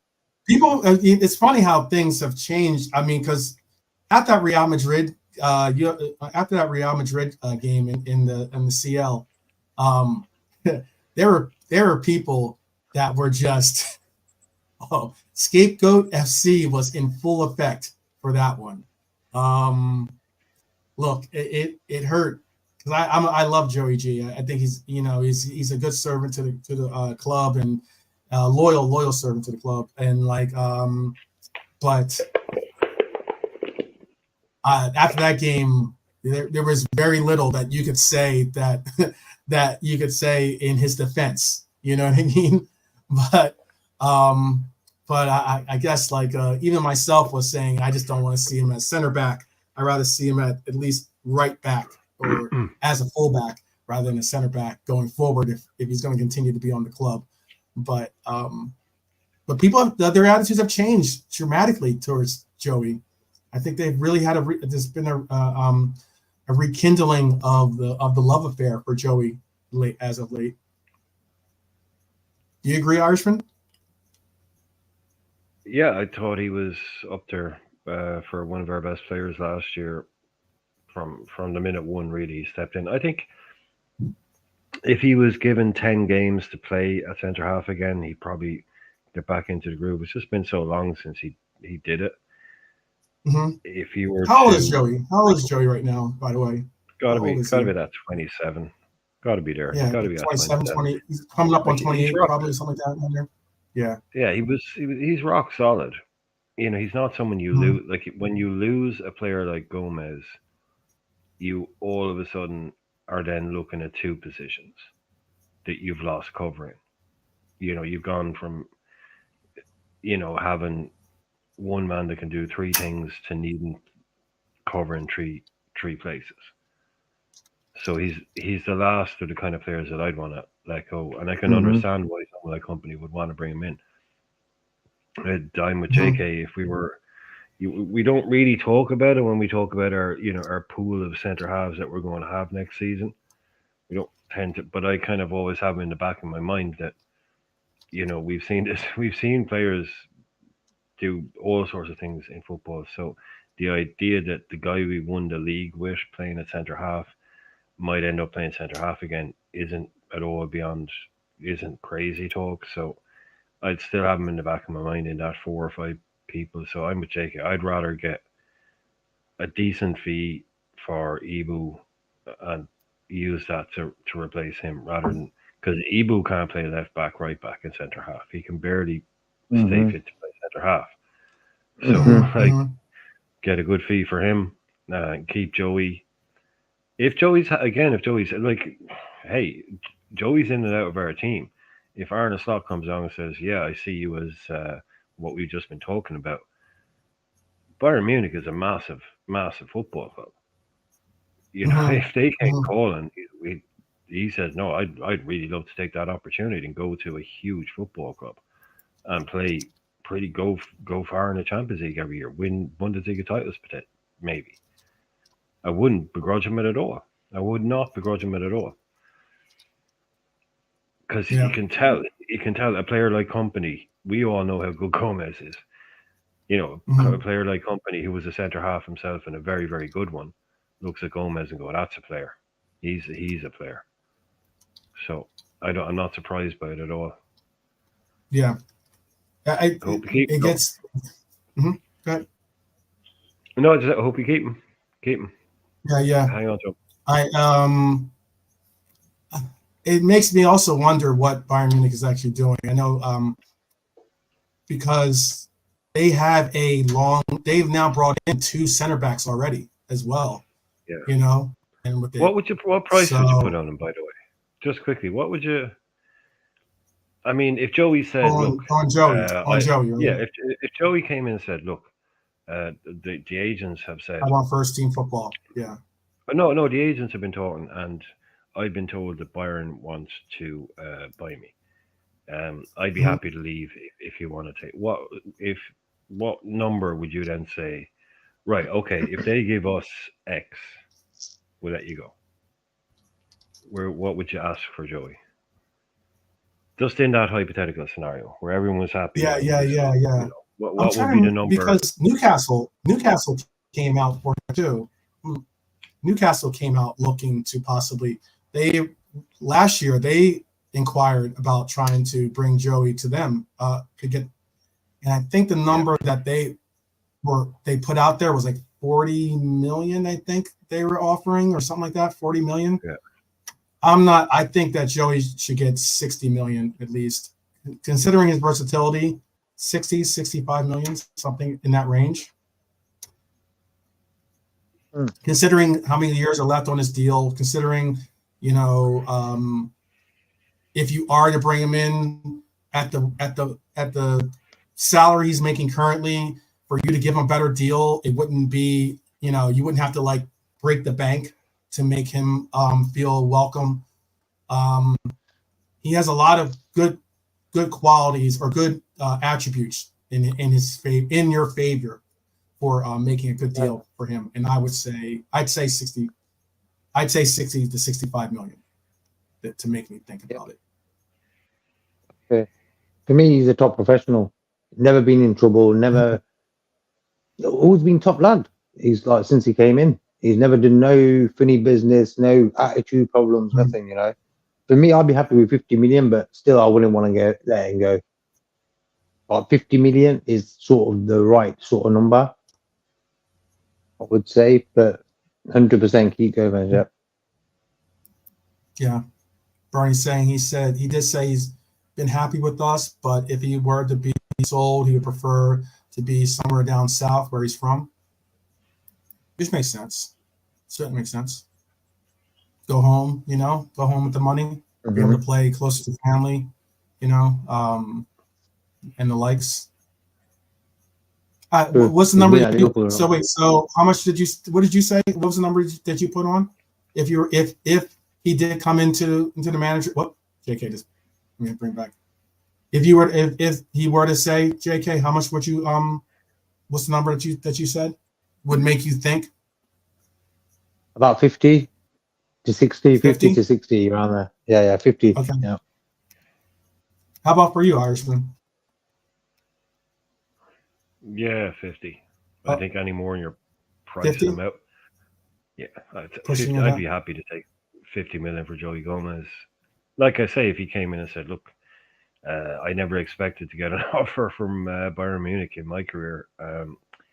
I'm obviously not the main guy here. I'd love to take up that opportunity. If you're happy to let me go, what's the number you need? Yeah. What's the number they can make you happy?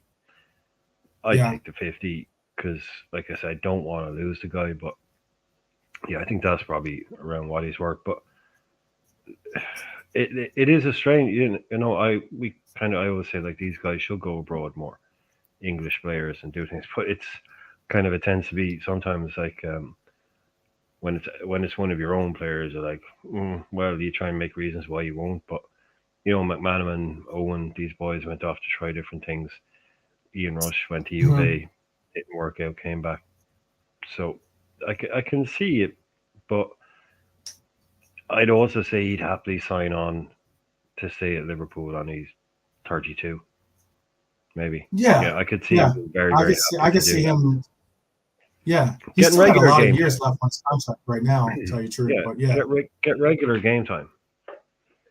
And well, you know what's interesting, because I think we re-signed him to like a 6-year deal, even after that whole bad exchange in Real, you know, with the Real Madrid, and I think even with the who did we play? We played when we had that bad game against in Italy. I'm trying to think of who we played. Actually, I kind of blocked it out in my memory actually, because that was a horrible game where we had a very similar Real Madrid-ish style like drubbing against us, and he was the culprit in a lot of those cases that we ended up getting scored on. But 50 million, I got you. It's all profit too. A lot of it's going to be. I mean, it's going to be pretty much all profit for him as well. Oh, at this stage, it's all profit. It's pure profit. Yeah. Certainly all profit. And like 3.5 million he cost. I just think also reason I guess I said 60 to 65 because I'm looking and seeing players go for that kind of number, you know, like with the market right now. That's what you want as a club. As a club, what you want is someone to go out and set a number early in the window on a player. Yeah. And then everybody. Yeah. To kind of set the market. To set the market. Yeah, like agents and clubs, they do that. It's a real. You think it's very basic, but clubs will actually go and say, "What are you offering us? 40 million for this guy. Man City just paid 80 million for that guy, and our guy is just as good as him." Yeah, it does, that kind of stuff does come up in negotiations. Like some club will go out and go. That's why they talk about clubs breaking the market. Like if Paris Saint-Germain don't go out and put down 198 million for Neymar, a lot of other deals cost half of like we don't get our 140 for Coutinho. You know, you might. No, I get. Yeah, no, you're right. You're right. You know, that was kind of ugly. That was an ugly exchange, though. That we had to find. Yeah, we had to find a third party company to kind of to get paid, basically from that well, deal. That's Barca, and they're selling off the family silver type practices, basically. Yeah. You ring up Barca, go, where's their, where's that 50 quid you owe us? And Barca like, oh, I sold that to Johnny down the road. He owes you that. What? Yeah. Who's he? Yeah. Like weird. Yeah, but that's Hyler brought up. He says Hyler brought up this. He says, I'll bring it up for you guys so you can read it as well. He says he has been keeping his eye on Barcelona, especially after they made their decision to end their relations with Xavi. Hansi Flick is no joke, and the buzz for the finance department at Barca have been loud. I don't know if you.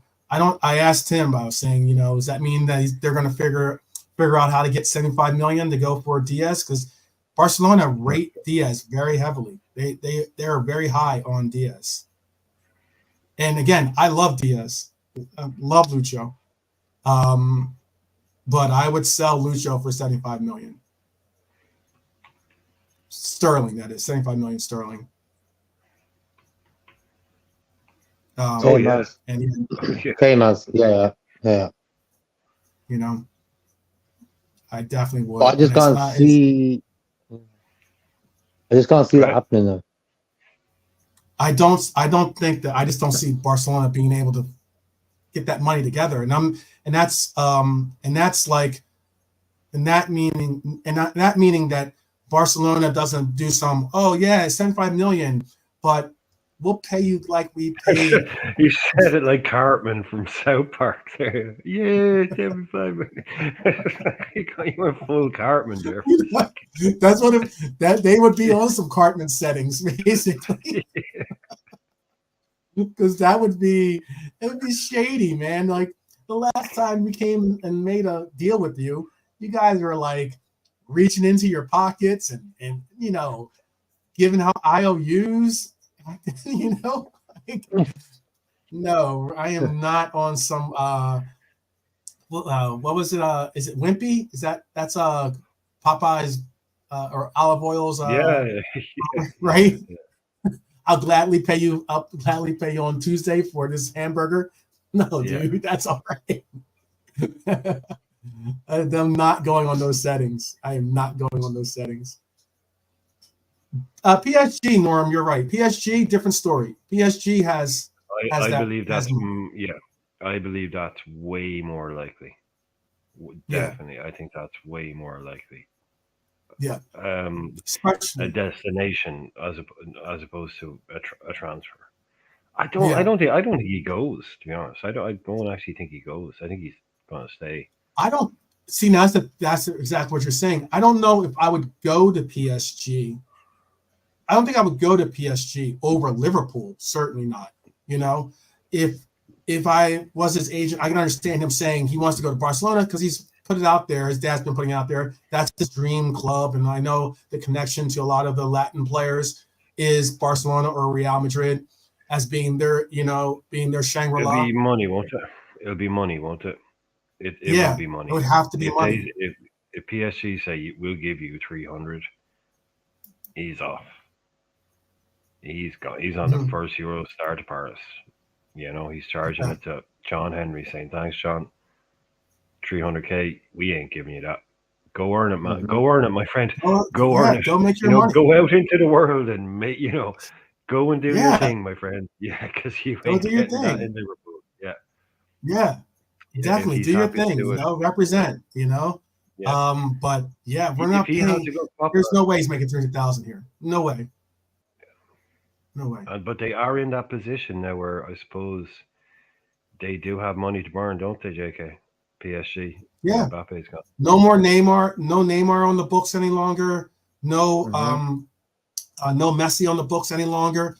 About to have no Mbappe on the books any longer. Those are were three huge salaries that they had.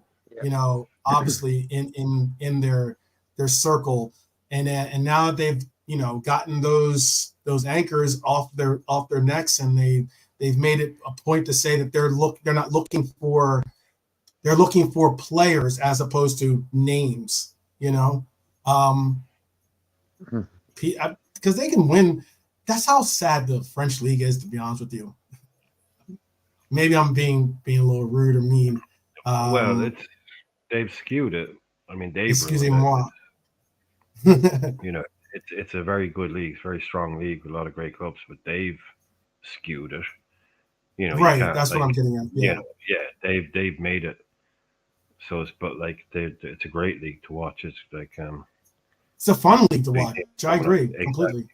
And all these players, Chouameni, Camavinga, like they're producing French quality talent all over France all the time. So like I said, PSG have ruined a great club.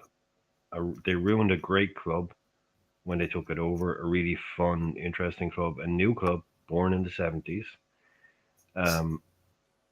That used to sign George Weah, Ronaldinho, Okocha, Ginola.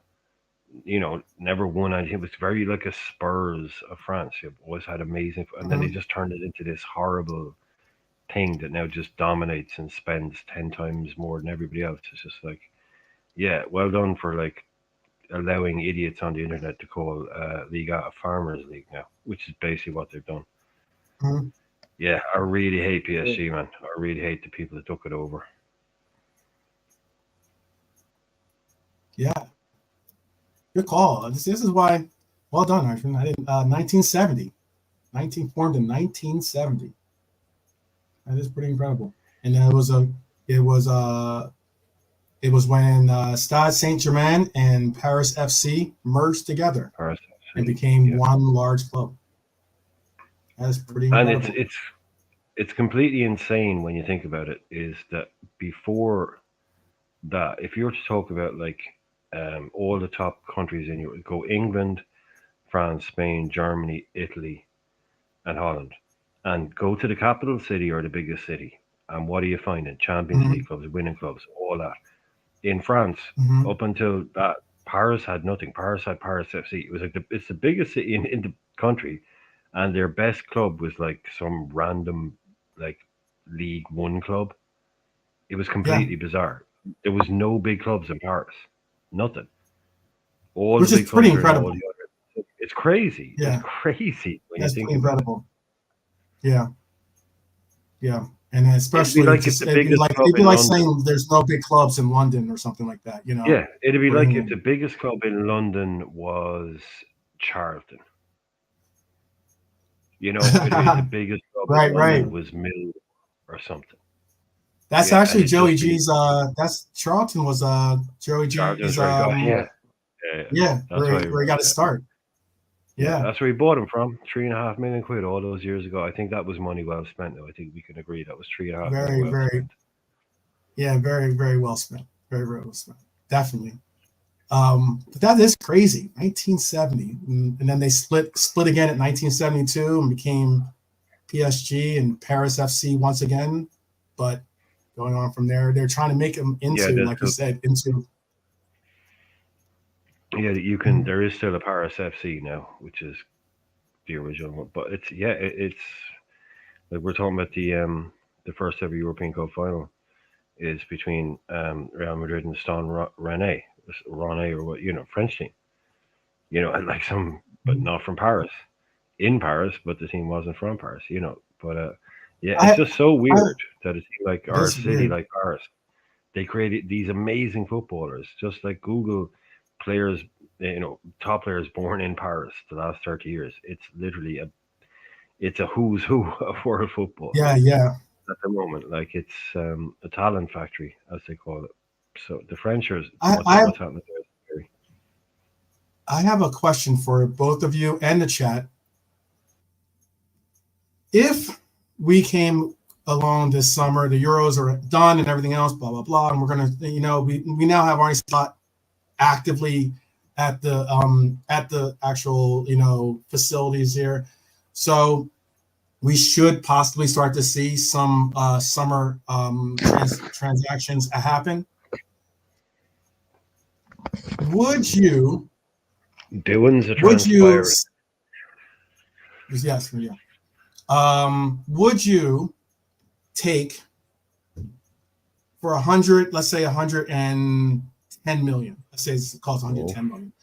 Would you go in for a Musiala if that meant you couldn't make the acquisitions for, let's say, 3 players at 40 to 50 million? Let's say 40 million a piece, around that range.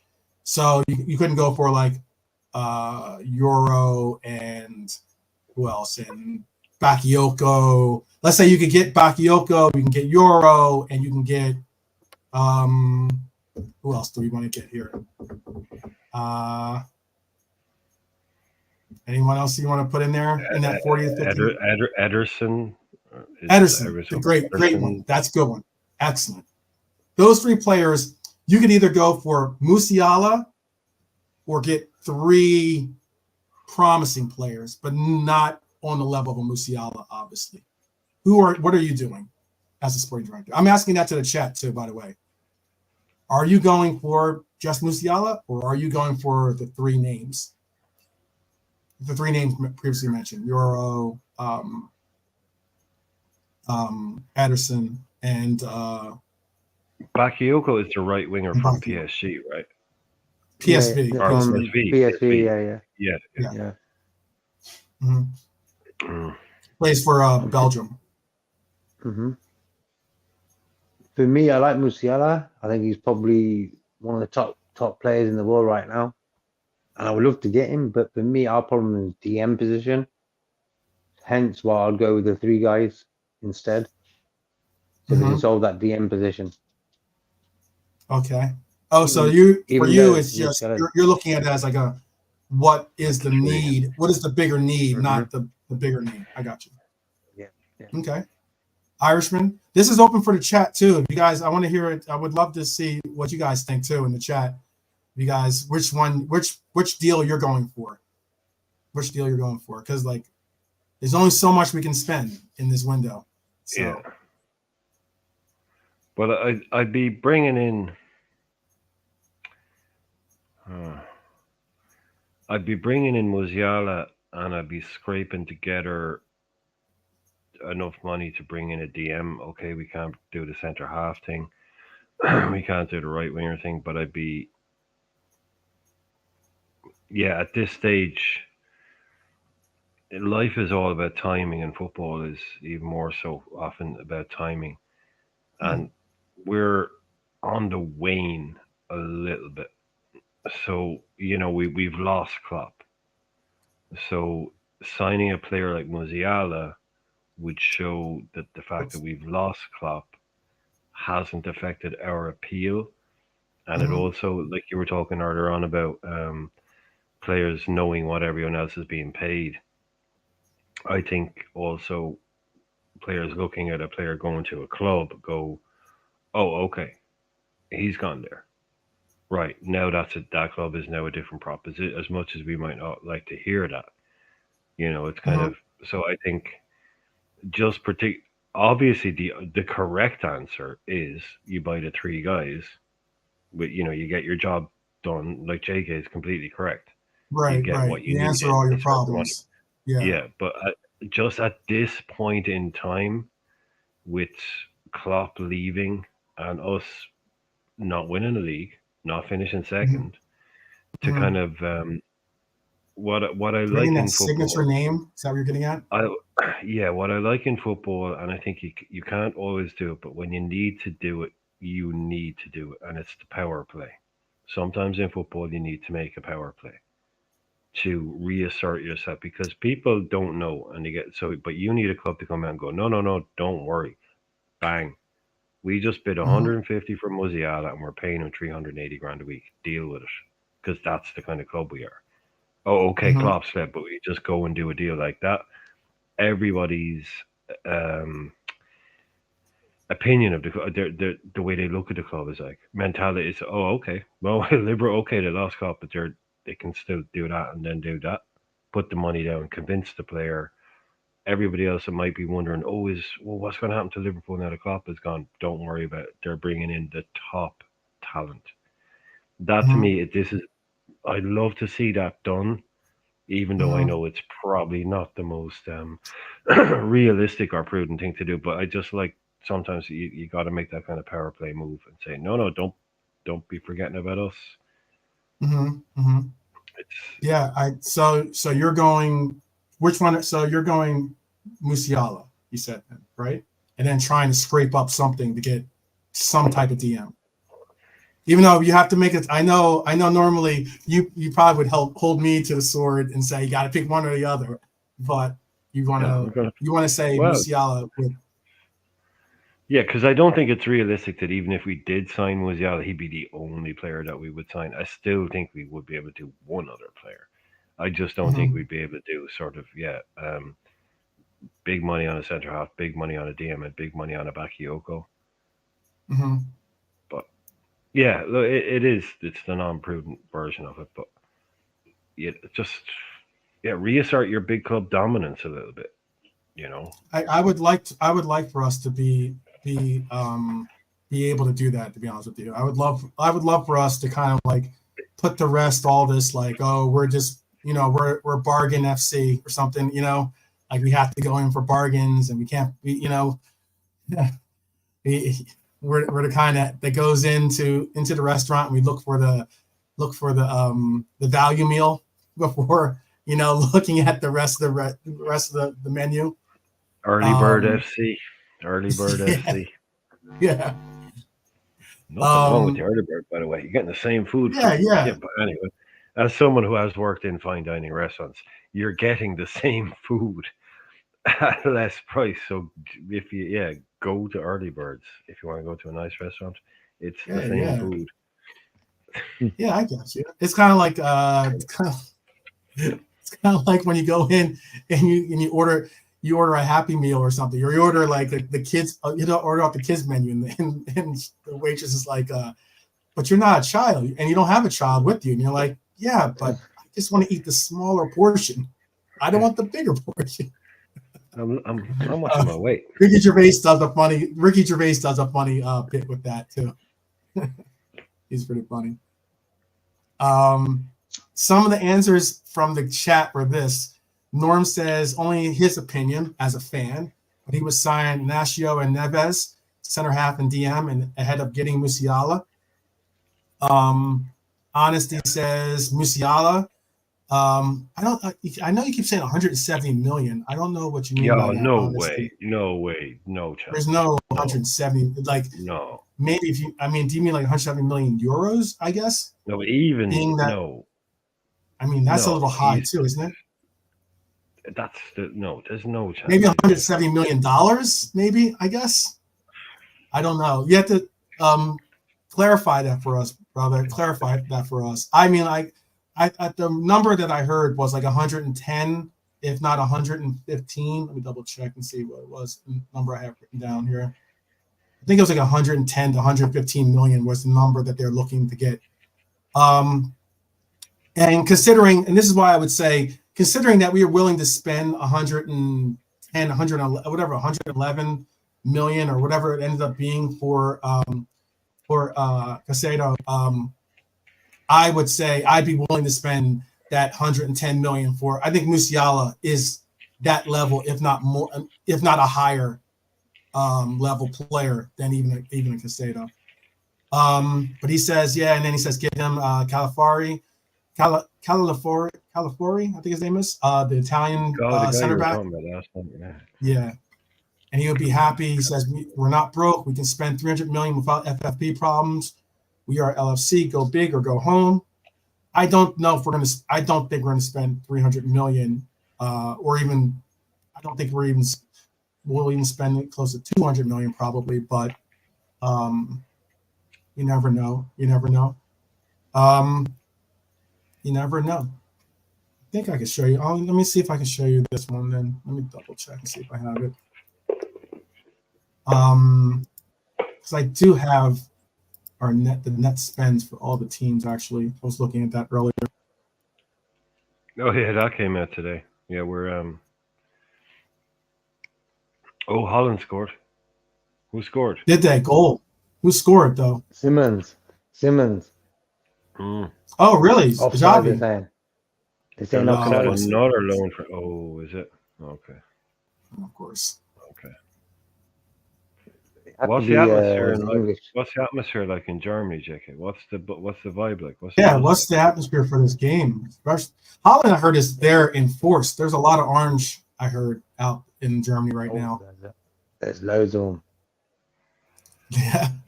Is the vibe in Berlin? I know the vibe is always good in Berlin, but is it cool out on the streets? Is there lots of stuff going on? I know, like everywhere is just like everyone's partying everywhere. You know what I mean?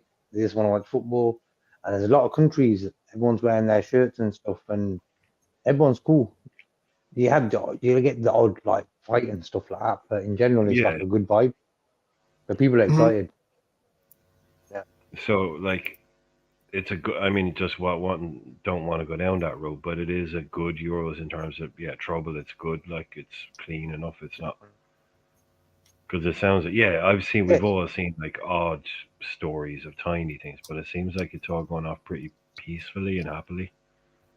Yeah, in the streets and stuff, like normally it's just pretty cool and stuff, but what you just see on the video is probably what happened, and that's about it. But like in general, everyone just gets on with it, you know. Like, are the fans mixing well out on it? Like, what? Yeah.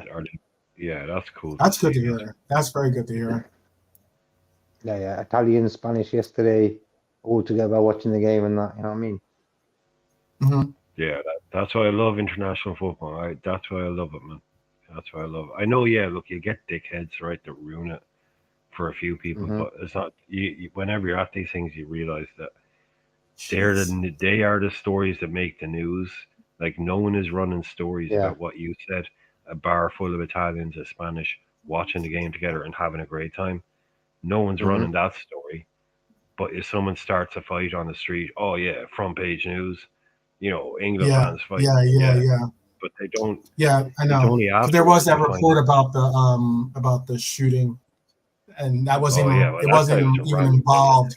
Right. It wasn't even involved apparently with anything to deal with it. It was just in the area, and of course that gets reported. I'm looking at I brought up these numbers. I know they're a little bit small on the screen, so I can read them out for you to help you out. But let's look at these numbers. First off, 2022, 2023. If you look at Chelsea, they had a net spend of minus $562 million in 2022, 2023, and then followed that up with minus $195 million the very next year. That is just mad. And then you have these guys signed to all these like death row contracts. And then that's incredible. And then people wonder why Forest, you look at Forest and you wonder why Forest was in trouble. They spent 189.55 million euros in 2022, 2023. That's a lot for a newly appointed club. Mm-hmm. That's a heck of a lot. And then you think about Newcastle. But if you also think context, if you just want context on Forest, go ahead, bring it. Well, they lost their entire squad that got them promoted because most of their squad that got them promoted was either on loan or was on contracts that were ending or were basically substandard champ. Like, they had to bring in pretty much. Is this for Forest? This is Forest. You're referencing? Oh, yes, context for Forest. Yeah. So they had to bring in a whole new squad entirely, pretty much. That's why they spent that money. Also, the not standing up for Chelsea, but like I said earlier on, let's not forget that they also had that commitment to spend to spend. the 1 billion. They had to spend money. That they had to spend $1 billion that was being taken away from the club, that was built into the purchase price of the club. They had to do it over a long period of time. What they decided to do was basically hit the bar first night, spend it all like Brewster's Millions style. No, we're spending everything tonight. So it was like, okay, so that's where a lot of that was coming from. So great movie, by the way. Great movie. Oh yeah. A brilliant concept, a brilliant idea. You can only make it once, but yeah, a brilliant idea. But yeah, and then you look at, and this is what you remember how I was saying the last 3 years for, it's even probably even longer than that. For the last 5 years, Arsenal have had a net negative in their books, starting with 107 in 2019, negative 66 in 2020, 2021. They followed up with 136 million coming out. 2022 had 162 million coming out. 2023, 165 million spent. They're really, really putting a lot of money down on the fact that they will be getting Champions League football, and that they'll also be, really contending for Premier League. Because like the numbers that you get for Premier League placements, like first, second, third, fourth, that kind of money, isn't really that groundbreakingly changed. Like as in the money you get for instance, like for second place isn't like such a dramatic difference from third place or fourth place. It's like a couple million or something along those lines, but it is money all the same. It is certainly money all the same. But yeah, Liverpool spent 111, had a net, they've been in a net negative or net spend for the last couple of years. Everyone there's only two teams. Sorry, there's only two teams in the last, out of the top kind of 10 in the last 2 years. There's only two teams that have had one season in profit, which is the famous one where Man City made a profit during the COVID season somehow, when no fans went to stadiums. Yeah. So if you look at it from 2020, like I have a list here for since 2020, and Chelsea are minus 744. Okay. And so that would be like they're top. This is just since 2020. Oh, and this you're doing it in pounds too, right? Oh yeah, in pounds. Yeah, we're sixth. Yeah, these numbers I was reporting earlier are euros, just so you know. Yeah, Man City are seventh. So according to their books, our net spend is higher than theirs over the last 4 years. Forest are in 8th, West Ham 9th, and Villa 10th. Yeah, so we lose. Last 4 years, we lost minus 95, minus 48, minus 49, and minus 57. Yeah, which was third, fifth, second, and third. Which is what was the number? What was the pounds for 2023, 2024? Minus 95.2. Minus 10. Okay, got you. And City's was in 2024-25. Manchester City made a profit of 23.6. So last year, Man City made money. And they also made money in 2022-23, 9.97. This is what they're saying, obviously. This is what they're saying. With their very spicy books. Yeah. It's why when, the comments of Norm, it's why when I brought up again on, I think it was on Judge Mo's show, I think his name is, because he had a panel on there, and it's why sometimes I wish I was a part of some of these bigger channel panels, so you can at least have a more honest conversation sometimes. But the Manchester City representative on the channel was talking about, oh, the market is so poor, and it's like and there's problems and with money and all in these teams, and he's just basically going on and on and on. And I'm like, you know that you're the same person that was like advocating for there being no guardrails for these clubs, you know, like it's very difficult to make a profit for a lot of these clubs, you know. It's very difficult for a lot of these clubs to make money, and yet, like, you know, they don't need to make money. Right. They don't need to make money. They just need to make revenue. Yeah.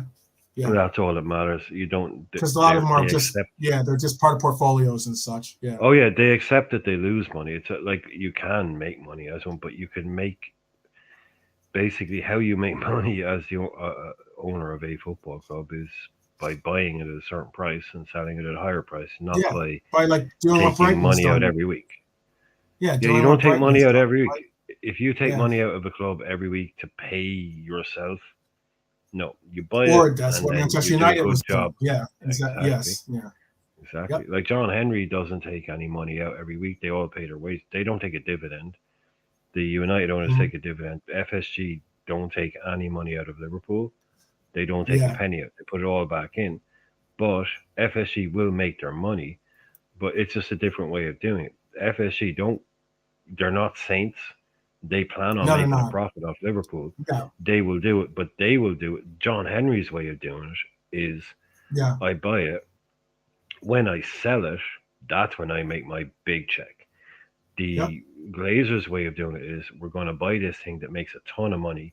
Every year we're going to take 20 million quid out of it to pay ourselves and not put that money into the club. And we're going to put all the money on the club and pay they owe all the debt.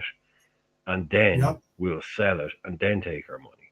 The sometimes even mortgage, even put more debt on the club back as an asset. Like no one is here saying John Henry ain't going to make his money off Liverpool. But what we're saying is he'll make it. He buy a house. He'll spend all the money on doing up the house. He'll rent, or not rent it, but he'll let it, do its thing for 10 years, pay for itself. And then, eventually down the line, he'll sell it. And that's when he takes his profit. Yeah, that's the Glazers. And then utilize it being a part of his portfolio, having the ability to say, my portfolio includes all these assets. And then being able it's in his interest. It's in his interest for it to be worth more. So you make it successful. Whereas the Glazers, they just suck out the money. And they still get their price from it. So again, none of these guys are right, but none of these clubs operate at a profit. Yeah. But they don't operate at a profit. They spend close to some clubs spend over 100% of their income on wages, just on wages. They did make for instance, you're right about that, Norm. They did make a lot of money from that Taylor Swift show. They did make a lot of money. That was a big cash grab for them. But other stadiums also made. Well, I'm glad she got to play. Yeah, I'm glad she got to play Liverpool. That's what I'd be thinking. Like I would again. I mean, people. Is Pink really going to play it in Anfield? No way. Bring these big acts to Liverpool. That's what I'm thinking. Like, FSG made money. Who cares? Bring these big people to Liverpool so these guys don't have to go to Manchester to watch them or London. Guys need to bring Beyonce next, and then follow up with my girl Dua. Isn't Jay-Z a Liverpool fan? Is Jay-Z a Liverpool fan? I thought Jay-Z was a Liverpool fan, wasn't he? Well, I know he doesn't like the Gallagher brothers, so we can't be a Man City fan. I think you might be right. I'd have to double check. I think you might be right. And also there was another. Honesty brought up this about the referees. You know that Anthony Taylor had the most. Anthony Taylor, I know, had the most had the most he was the poorest referee was, you know, like him being like corrected by VAR or getting calls wrong, blah blah blah blah blah. Anthony Taylor was the top or the worst, I guess you could say, referee in the league last year. By the way, Anthony Taylor. He's refereeing. But he walks around as if he's the best. He definitely walks around as if he's the best. Yeah. He's refereeing this game. He sort of ruined it with his decisions. Oh God, is he? Ah. Yeah. That makes sense. That makes sense as to why people are all. That's why the people are talking about him. Yeah, I'd imagine. Mm-hmm. I have a question. I have a question as well, because we didn't do a show the other night, and we also, because there was a lot of people did it, so we haven't actually talked about it. And again, I don't think it was anything explosive, but we haven't actually spoken about the first Arne Slot interview. I mean, I don't think we need to go in depth on it. Like, everyone has covered it to hell, basically. You know, I saw like about 100 like Slot Speaks videos. I was like, okay. I watched the interview, and it wasn't like explosive, but what did you just, you know, first impressions? And people in the chat, if you did watch the video, again, I know it was very bland. It was very straightforward. There was nothing amazing in it, but just, you know, first impressions on Arne Slot, or, you know, as a communicator or a person. I personally think that I like the fact that he is he seems to be have a little bit even a stronger grasp on his English than Jurgen had at the very beginning of his tenure here. You know, Jurgen kind of grew into being more fluent in his English speaking and having. But it just Oh no, he definitely speaks way better English. But it just in terms of how he was, Dutch people they do speak much better English. But yeah, that's why I'm saying for what Bernie's saying, like being able, when you're confident in your language, you know, translations. Then you can somewhat be more confident in what it is that you're trying to get across and being able to communicate. I think that helps his essence of. But in terms of what he did, get across and communicate, is my question. What did you think of what it was that you heard? JK, I know JK hit me up when he was watching it live. Actually, what were your thoughts, JK? Like, he smiles. He come across pretty cool. It wasn't like what Brian was saying, explosive and stuff, but he just sort of came across as a down-to-earth type of guy, you know. And he also sort of bigged up Jurgen Klopp.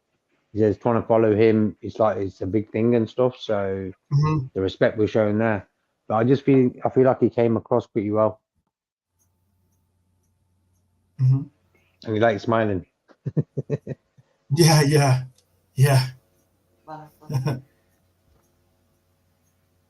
Oh man. I'm talking about the Drake and Kendrick debate. At Vineyard, he insisted everyone in the dress room spoke English, so he's a good English speaker. I didn't know that about. I didn't really know that about him. I must have missed that in the interview. That's cool. Be a bit strange. I thought it can be that part can be. I think that's a unifier in the sense of let's pick I mean, you are in England, so it will be able to make you relatable to other people in that region, but also in the locker room, like if you're able to speak English, speak it. And then even if you're not able to speak English, try to speak English, because it could be a unifier, I think, in the locker room, as opposed to I'm just saying with the communicate with Spanish speaker or Portuguese speakers or that kind of feel. No, of course. Look, all clubs, all managers do that. Basically, they pick a language and they all. But no, I'm just saying if for everyone in Feyenoord, for him to for everyone to speak English, that's a bit odd. And they should all be speak. Yeah, I was saying they all speak. I'm not going to get into. I don't know. We're not going to get into that. I just think that's a bit odd. But in like as I said, I've lived in Holland. I mean, they get English TV. Everyone over there watches EastEnders and Coronation Street and the BBC News. Yeah, they all pretty much speak English.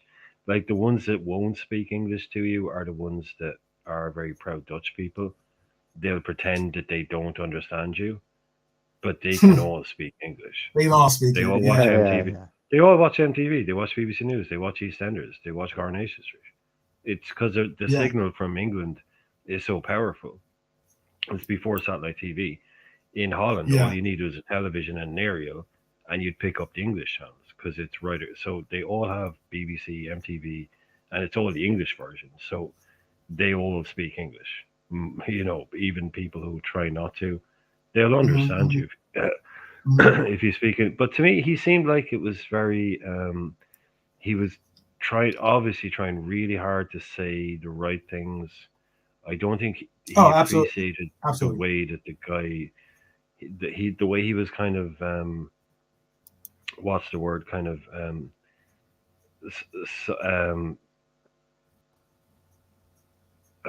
what's the word, kind of hit from the side, like, with that, you know, do you want to give a message to the fans thing at the end? I genuinely, you could tell that he wasn't expecting that question. You know, to give, and he didn't have anything prepared for that at all, and so it came across really clunky. He's obviously not a natural communicator in the way that Klopp is, because Klopp is like he's a one-off, but he's not going to be. He didn't leave that lasting impression. He's a bit bland. I think he's probably a great coach, which is what you need.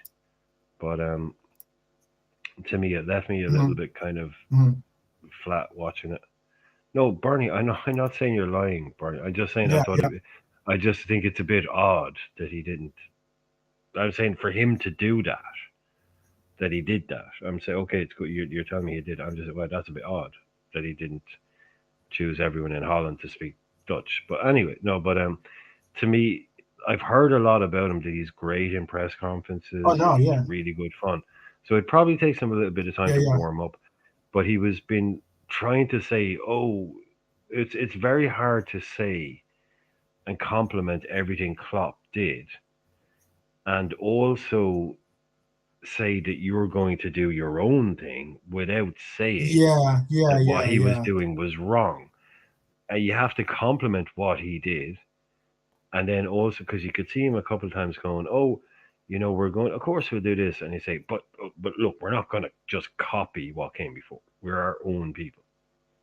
No. You could see he did something. He did. Yeah. I remember I saw the parts where he actually spoke on, you know, Jurgen starting the chant, for instance, for him. You know, it's like, look, I'm paraphrasing, but he's like, it was really cool of him to do that. Like, it was like, that's an incredible, like, you don't really get that too often, that your predecessor, you know, is trying to give you like a leg up, you know, in getting a connection with fans. You know, he's a beloved coach. Obviously, he definitely has, you know, plenty of credit in the bank, and yet, you know, he could have just that way and just, like, you know, and just made it, you know, hung out at the beach and chilled. But no, he wanted to make sure that, you know, he did his part by really doing his best to bring you know, to say, hey, I like this guy. Hopefully you do too, you know? And I think that was definitely really cool of him to do. He didn't have to do that, and he did it. And that just shows Klopp's, like, you know, the nature of Klopp is incredible. There's very few coaches that we're going to see with that kind of. It shows Klopp knows how big a job he has on his hands. That's what that tells me. Yeah. Is that Klopp knows how big a job this guy has on his hands. So he's like, I'm going to throw my weight behind him to give him the best boost. Because he knows this is Arne Slot, a guy that nobody had heard of 2 or 3 years ago, coming in to take over. Like, he knows he's a humble man, but he's obviously realistic to know that the person taking over from him, like Jurgen Klopp wouldn't have wanted to take over from Jurgen Klopp at Liverpool. He'd be like, that's a big job. So I think, that was, full, like, right on Jurgen, throw your weight behind him, but he can only do that. He can't he can't show up at Anfield every week with a, slot in sign. He's done his yeah. I think that's it's because I'm sure we asked that question 1,000,001 times, but I mean, like, I think the point of what I'm looking at it as is, I'm glad he did it. He got it done. He and to do it during a moment where it's pretty much all about you for the most part. About you leaving the club and this whole celebration of your tenure here. But for you to kind of say, thank you, now let's start rooting on our next coach, and he's saying our next coach, meaning that he's a part of this, he's still a part of this club, and how he's offered his assistance. And I know that Slot spoke on the fact that he did, conduct a lot of conversations with Jurgen about the club, but he's been watching his own footage of the training sessions, and he's also been and now he wants to do his own evaluation. It's fantastic what Jurgen has passed on to him, and he'll utilize that, but he's going to make his own evaluation on these players. This is no longer Jurgen Klopp's team. It is Arne Slot's team. And I think that that's what I got from that conversation, is that he understands that, and it's not going to be it's not going to be easy because he's going to be forever compared to his predecessor. But he also understands that there's only one way to do it. It's what they call emotional intelligence, isn't it? That's what Klopp has in spades. I think is emotional intelligence. He understands, what to say and when to say it. Like, he knew, this is all about me, but I mean, the club is more important than me. So the next guy that's coming after me, he can see the emotion. Oh, he can see online. Oh, everyone's called. Oh, we're done now. Klopp is gone. We're done. We're finished. Don't think he doesn't see that, or his kids are sending him. Look, he's saying to his kids, what are they saying online? He's like, oh, look, Dad, they're all saying Liverpool's done now. Klopp's gone. He's going to know that I've got one last job, and he said it himself. He had one last job as a Liverpool manager, and that is to tell you to back the next guy. That's it. That's the last thing he can do. He's out the door, but he can ask one more thing, and that's to back the next man, because that's what he as a coach would have wanted. But he knows how big a job, and he's probably looking at Arne Slot going, fair play to you. Not coming in after me, I'm the big man. No, not ego-wise. But he knows the reality. He's looking at Arne Slot going, you've just taken on one hell of a job there, son. Fair play to you. So do you know what? I'll go out to bat for you. I'll go out to bat for you. First night out. Back the man. Now he's gone. Klopp, like I said, don't want to repeat myself, but he can't keep so. But he's done what he could. So it tells you this is everybody. Look, it's the impossible. Who could follow Jurgen Klopp? Not even a Zidane could follow Klopp, because he'd be too cold or icy, or whatever. But nobody can beat Klopp. Klopp's a rock star. Klopp was made for Liverpool. Absolutely made for Liverpool. You could imagine him down the pub with all the lads. He's not he's just made for it. So nobody's following him. And so he's looking at Arne Slot going, look, I'll back you, mate. But I wouldn't. Arne Slot. He's taken on a hell of a challenge. He really has. I hope he gets. Yes. Perspective. We all hope perspective. Right. Yep. Not blind faith. Not blind faith. Real quick too, by the way, Brian. Yeah. Okay. I was going to add to. Brian, I remember you mentioned you asked this question earlier. You asked this question. I think obviously earlier this week, and this JK too. I think that this was our first 0-0. It ended up going. It's a final in the Netherlands France matchup was 0-0. I think this is the first 0-0 score of this tournament, right? I think it is, yeah. Yeah, 100%, definitely, yeah. Sometimes that's what happens. I remember you asked if there was anyone that or we had our 0-0 first 0-0 yet. Yeah, I think any people I wouldn't have expected it to be Netherlands versus France be the first. I'm not saying it wouldn't have been one, but I wasn't expecting. Oh no, I guess that's what definitely happened. not. Yeah. What's been your best game so far you've seen? Do you think it was the best game? No. Which game have you seen that's been the best one so far?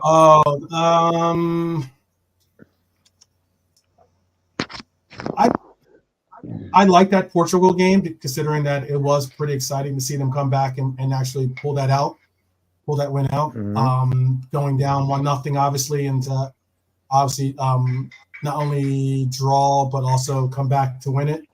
I think that's probably my pick so far as being the best game. Yeah, you guys have it. What was yours, JK? What's yours, JK? Mine was probably the Turkey against Georgia one, 3-1. Yeah. Oh, that was a good game. That was a good game. Top goals in there as well.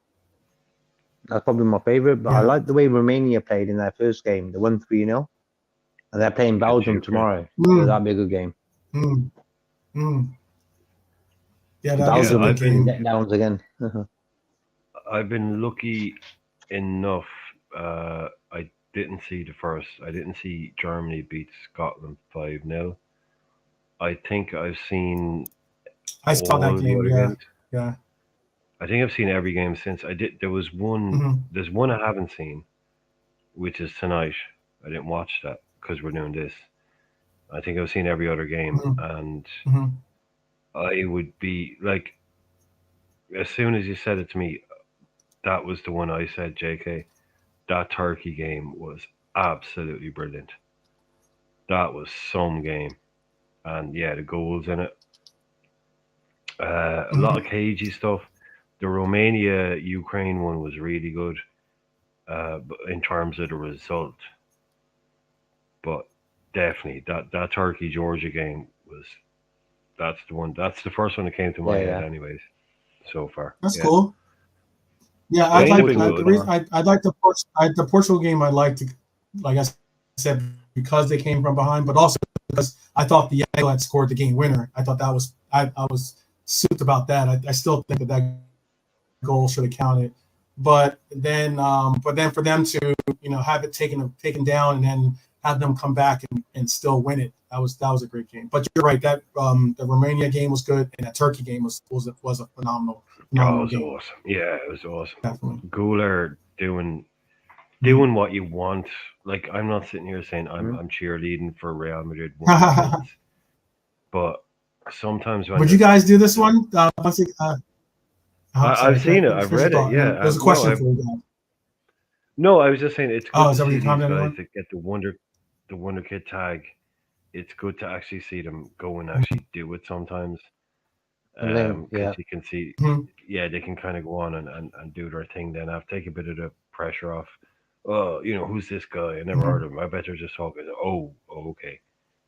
Oh, right. He just did that. Okay. It's sort of like, I don't know. It's an odd, but it was a moment for me that I really enjoyed. But the one with Hyler is if the guy could stay fit, I'd be all with you. If he could stay fit, I'd be all with you. No doubt. No doubt he could. No doubt. Yeah, I think as I said in the chat, I think he's just happy to not be playing in the desert heat. Like it's one thing to be playing in Germany right now. It's another thing to be playing in the heat of Saudi Arabia, which can be very, very taxing on the body to say anything. It is a shame, Mark. It is a shame that goal didn't stand. But then once again, that's English refs for you. Possibly, arguably the worst refs in Europe. arguably the worst refs in Europe come from England. That's a shame. The Turkey against Georgia game, in the Turkey against Georgia game, it was a referee from Argentina. And I tell you the truth, what a top job he did.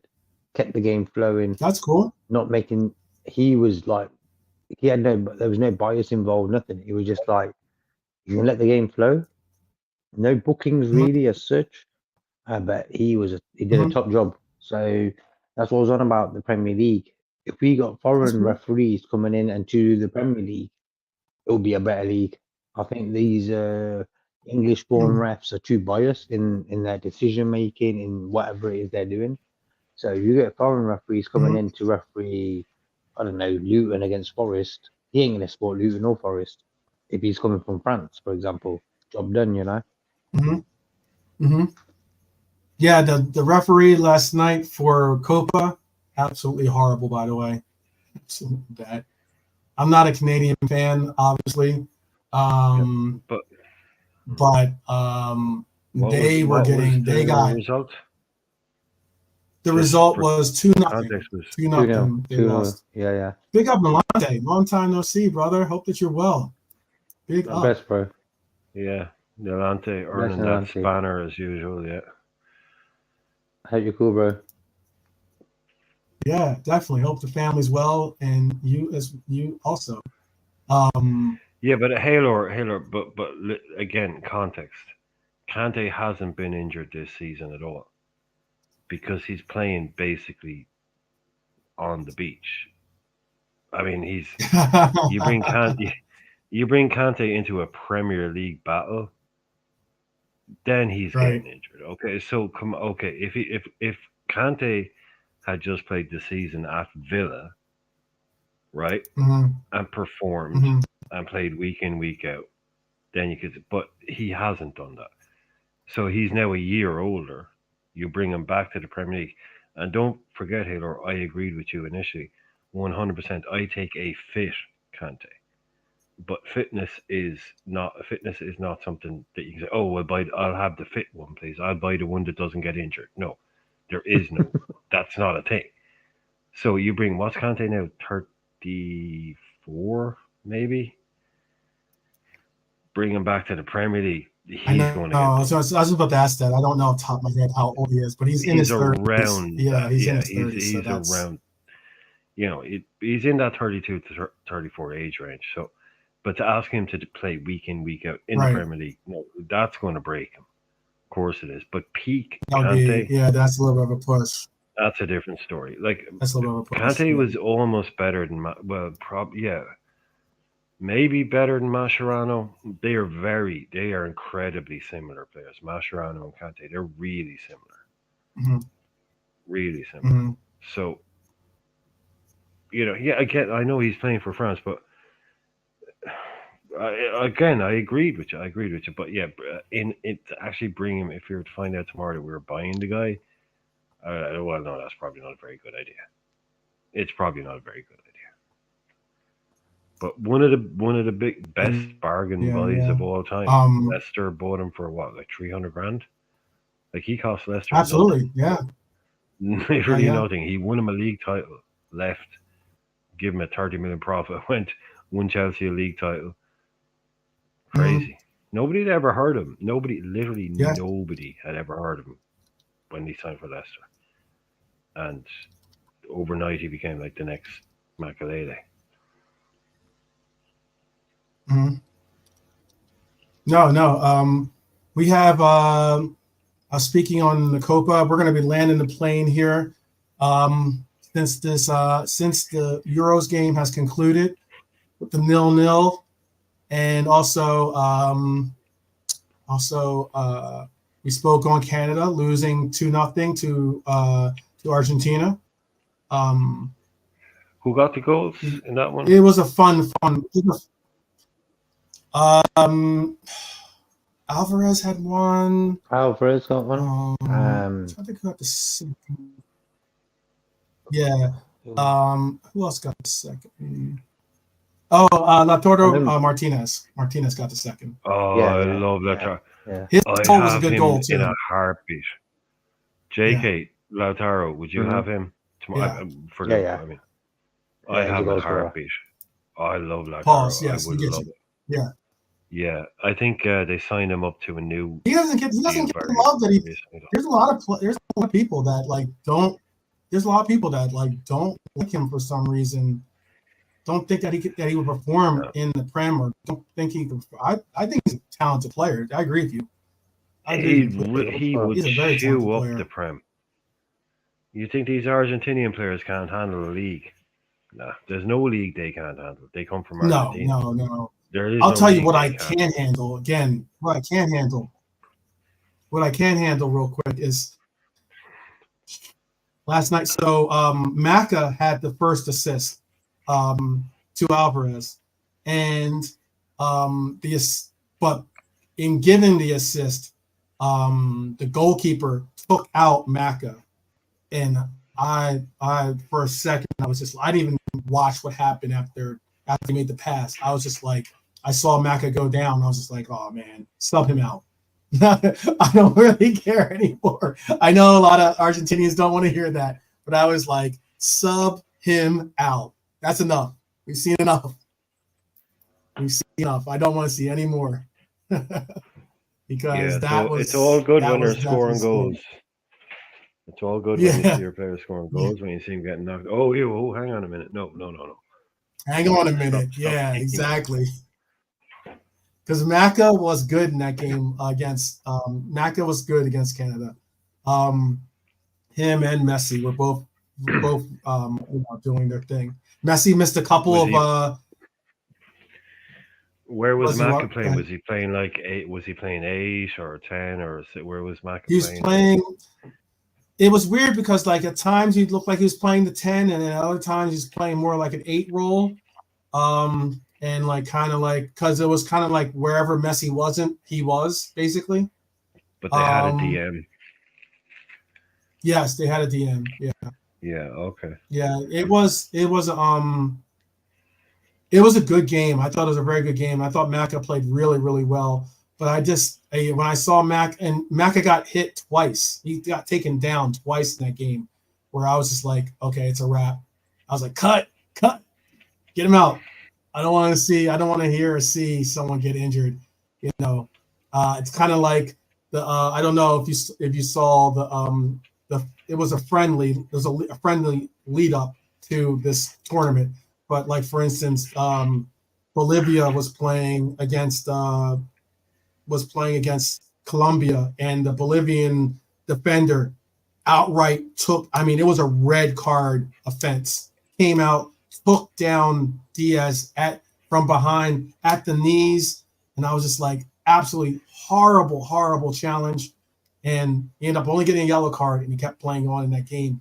I'm like, this is why whenever I see some of our players go on to play international, yes, you do want them to do well for their club, their country, and you understand how important it is for them. It's like, yeah, you don't want to see that happen. That's life as a football fan. If you have players going to play, players going to get injured. Yeah. I know they're going to play games. You watch, they play. But I know it's a thing we've suffered from in the past. But yeah, everybody else does as well. They all go out there. But there was a comment there from Anne or Norman. He's not just going to every game. He's got ears on the ground in Liverpool. He knows what Lee is up to. Yeah. He's got spies everywhere. Tracy, if anyone was wondering where Lee is, Norm's got the skinny on that one. Norm's got the skinny. Yeah. But yeah, so we have again. So this week of Copa, there's really no games there are games that obviously players, some of the players that are Reds aren't going to be involved in, but they're against, teams that aren't necessarily the teams that I'm going to even that you would probably be interested in seeing. For instance, I know like there's going to be Paraguay is going to be one of the clubs that they go up against, and then like I think one of them was Ecuador. So I'm just going to top my head here, but should be Ecuador's tournament. No, you think this is Ecuador's tournament? No, it should be. They should be hosting it. This is their turn to host it, but shenanigans, as they say. Oh, I didn't know. Oh, I got you. I understand. Oh I yeah, understand there's around. They should be hosted in 2024. Was their turn to host. Yeah, but I anyway, think there's I I think would. there's some. The only thing about Ecuador is a really great, incredible country. It's actually one of the top countries to retire to in this. As an American, that's one of the top countries to retire to, because they have beautiful beaches and the American dollar is like gets some real traction there. But currently, they've got some political unrest going on in the country right now, which is Oh yeah, yeah. never. No, I was just. Yeah, it's. I just they were. I was just watching a video earlier on about the setup of what's going on there at the moment, and they. Mm, Yeah, no, it's just that it was their turn on the table, as it were, mm, because it goes. mm. So they're kind of. Yeah, but that's a whole other different conversation. But Yeah. I'd be interested I in like. watching I mean, they had the most of the games. Centurion. They had the Centurion here. When they had the Centurion, they had this tournament technically here. Um, Yes, uh, yeah, this it's a few years back. yeah the Centurion Cup, which Hmm. happened because um, it was supposed to happen in Brazil, I think it was, and there was a huge scandal that showed up that everybody was being bribed, Hmm. and Hmm. the whole thing went to shit. So the guy that owns one of the American football teams stepped in and said, "I'll pay to host it in America," Hmm. and the USMNT was like, "No," or US national, football team was like, "No, that's going to cost us Hmm. billions." He's like, "Don't matter, I'm going to pay for it." So Hmm. the Centurion, the gold one, got moved to America because of a basic corruption scandal in South America, which meant that the country that was supposed to host it, who I can't remember right now, weren't allowed to host it. Um, so this guy steps in. American soccer made hundreds of millions from it, which I'm sure. then Yeah. allowed, yeah, which then allowed them to run a deficit for the next 3 years. That's when he hired Klinsman, and he went down that route. It's a crazy story. I was watching only 8 hours ago. Wow. I hate That's that yeah. shit. That's a Yeah, crazy. yeah, That's yeah, some dirt right there. I yeah. like it. Well, I like anyway, it. yeah, yeah. Well, it's Do you live in Tosca? Your house I sounds always knew ironic. that we were going to probably end up getting Klinsman. As soon as he moved Klinsman has a home in California. He loves the beach. What a Yeah, player. it's yeah, absolutely JK, incredible player. JK. Yeah. What do they think of Klinsmann in Germany? Oh, they love What him. a player. I know, man. What a What a player, right? player. Der Bomber. Like he's for What a, me the first German to come to England and make it big yeah. time. He was like, as soon as he came, England went crazy for him. Like, Mm-hmm. it was just Mm-hmm. big news. Yeah. He came to And Yeah. Tottenham though. That was the the Yeah. About way to say he he reps like, Spurs. He reps Spurs. but the way he Still kind of does to took this day. the rep as a diver, like they were all calling him a diver, like hmm because he did used to dive around there. Like again, I don't want to go to England, Germany stuff, but it was a lot stronger back then, and like Mm-hmm. everyone kind of hated him in England. Then he comes. They were like nobody in. Basically, the narrative was nobody in England dives. Literally nobody. Like English players do not dive. They don't cheat. They don't dive. They don't try and con a referee. Klinsmann is a diver. Like if you read the press back then, literally Klinsmann invented diving, and it was like hmm this guy was the bogey man. And then Mm-hmm. Klinsmann comes over. I think he scored like in his first game, and his celebration was to do a fake dive across the pitch, Fake dive, right? and Yeah. instantaneously everybody fell in love with him. Yeah. Everybody's hmm like all these. Oh, that's that. They were like, it's hilarious. It like he Yeah. just in one move, like very Jurgen Klopp, like the way he communicate, like talk about communication. But like Milante isn't lethal, but a diver. But he just took it and he turned it into a joke. Milante. Yeah, he turned it into a joke for everybody to laugh at, and everyone's like, "Yeah, it's like the self-awareness of it, like." And everyone's like, "Oh, I didn't like him, but he was some character." And then, like we said before, doesn't matter what did he do, he banged goals. No, he did. He did. No, everybody loves him. Then no, a lot of my friends, especially the ones that were like a little bit of the older that played for the U.S. men's national team, they all commented on the sheer fact of like having a coach that has been at that level made a huge difference for them. It was like a real like,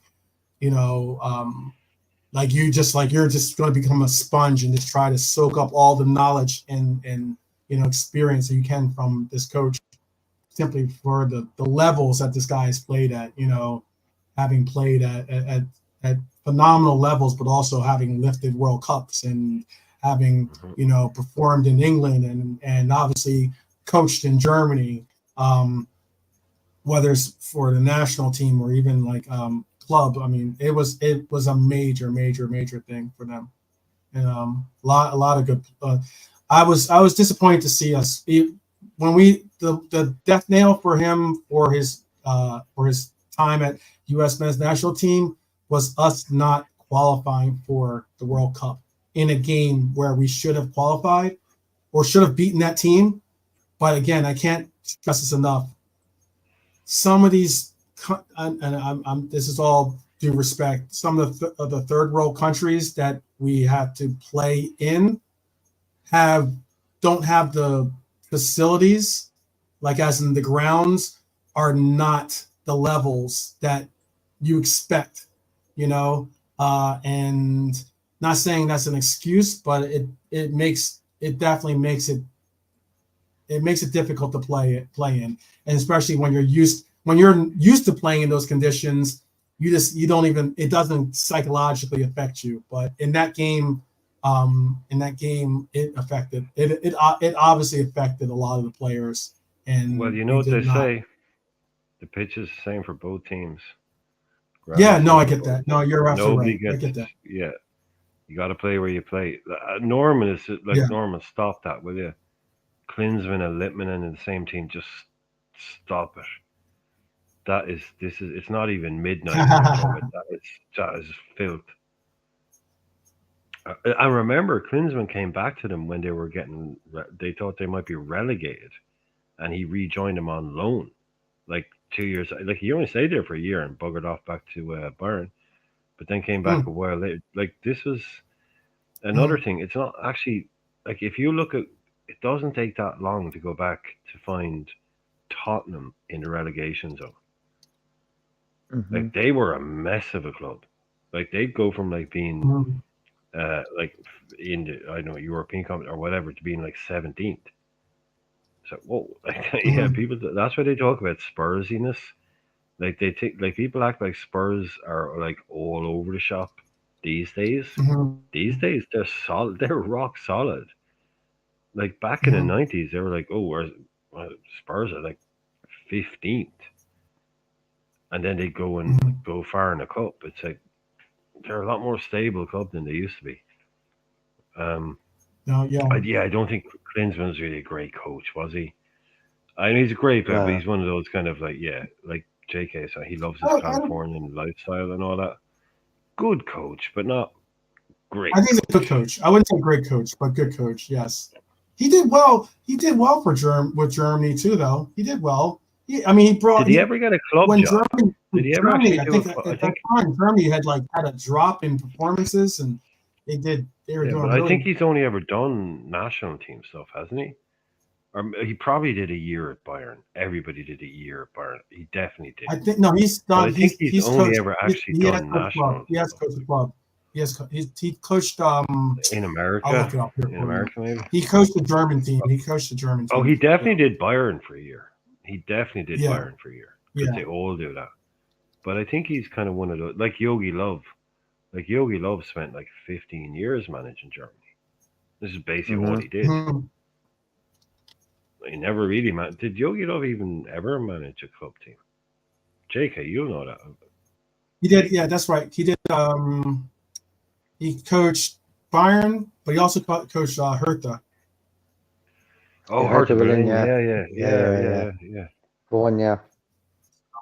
Yeah. South And Korea then, as well. but other than that, yeah, South Korea, USA, and Germany. USA. In national. You see, that's how I always. By the way, I'll just get this out. I'll just rip this Band-Aid off real quick. Speaking of coaches, I definitely said that Marsh has taken on Canada as his national team coaching career is going, and we were just speaking on Canada versus Argentina. Marsh was a former U.S. men's national team assistant coach. He coached with he was with Bradley, with Bill Bradley. He was an assistant coach for Bradley, and then who is Bradley is also there's a Bradley that actually plays too as well. But he's now the coach of Canada. It was difficult to watch that. I was so disappointed to see. I'm disappointed to see that. And this is me saying I wish you the best as an American, but to see him as a coach for Canada kind of hurt. That kind of hurt. I'm just gonna put that out there. I wanted to make sure I made that statement before we end the show. That hurt. Yeah, that hurt. That was kind of like a punch in the gut there. That was because that's actually the coach I wanted to see. I'm not a Triple G, Greg Berhalter fan as a coach. I don't think that I would sooner see Southgate coach this team than Greg Berhalter, and that's saying something right there. Like I'll swap the coaches if England is interested.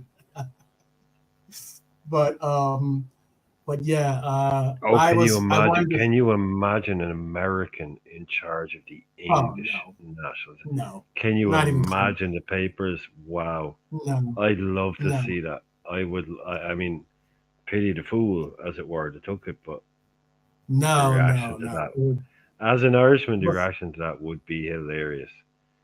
Yeah, there's no way that's ever happening. Ever happening. Probably ever. I think you're right. I think probably ever happening. It's never happening. Not in my lifetime. Not in my lifetime, at least. Not in my lifetime. But yeah, it hurt. It hurt a little bit. That's I just want to make sure I stayed because I like Klinsmann. I thought he was good. I've actually met him before too. Nice guy. Oh, cool. You know. So like.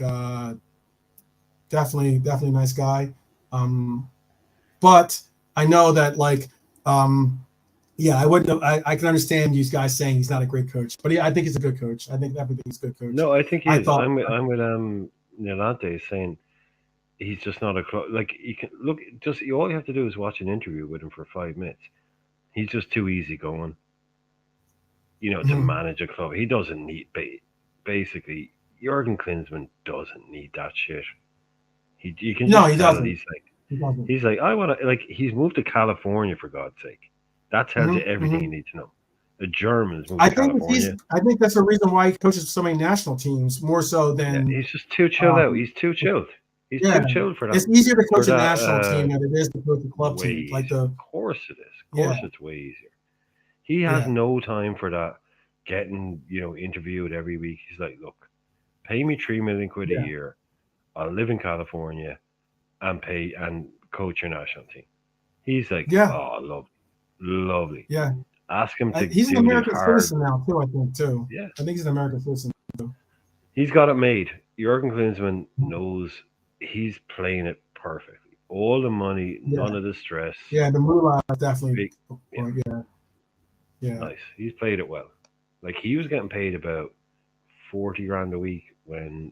In today's money, that's about 400 grand a week. Yeah, like he was earning big. Like he's comfortable. He's fine. He don't need the stress. I get you. Yeah. Yeah, the mullah is definitely mullah can be a motivator to say the least. Yeah, for sure.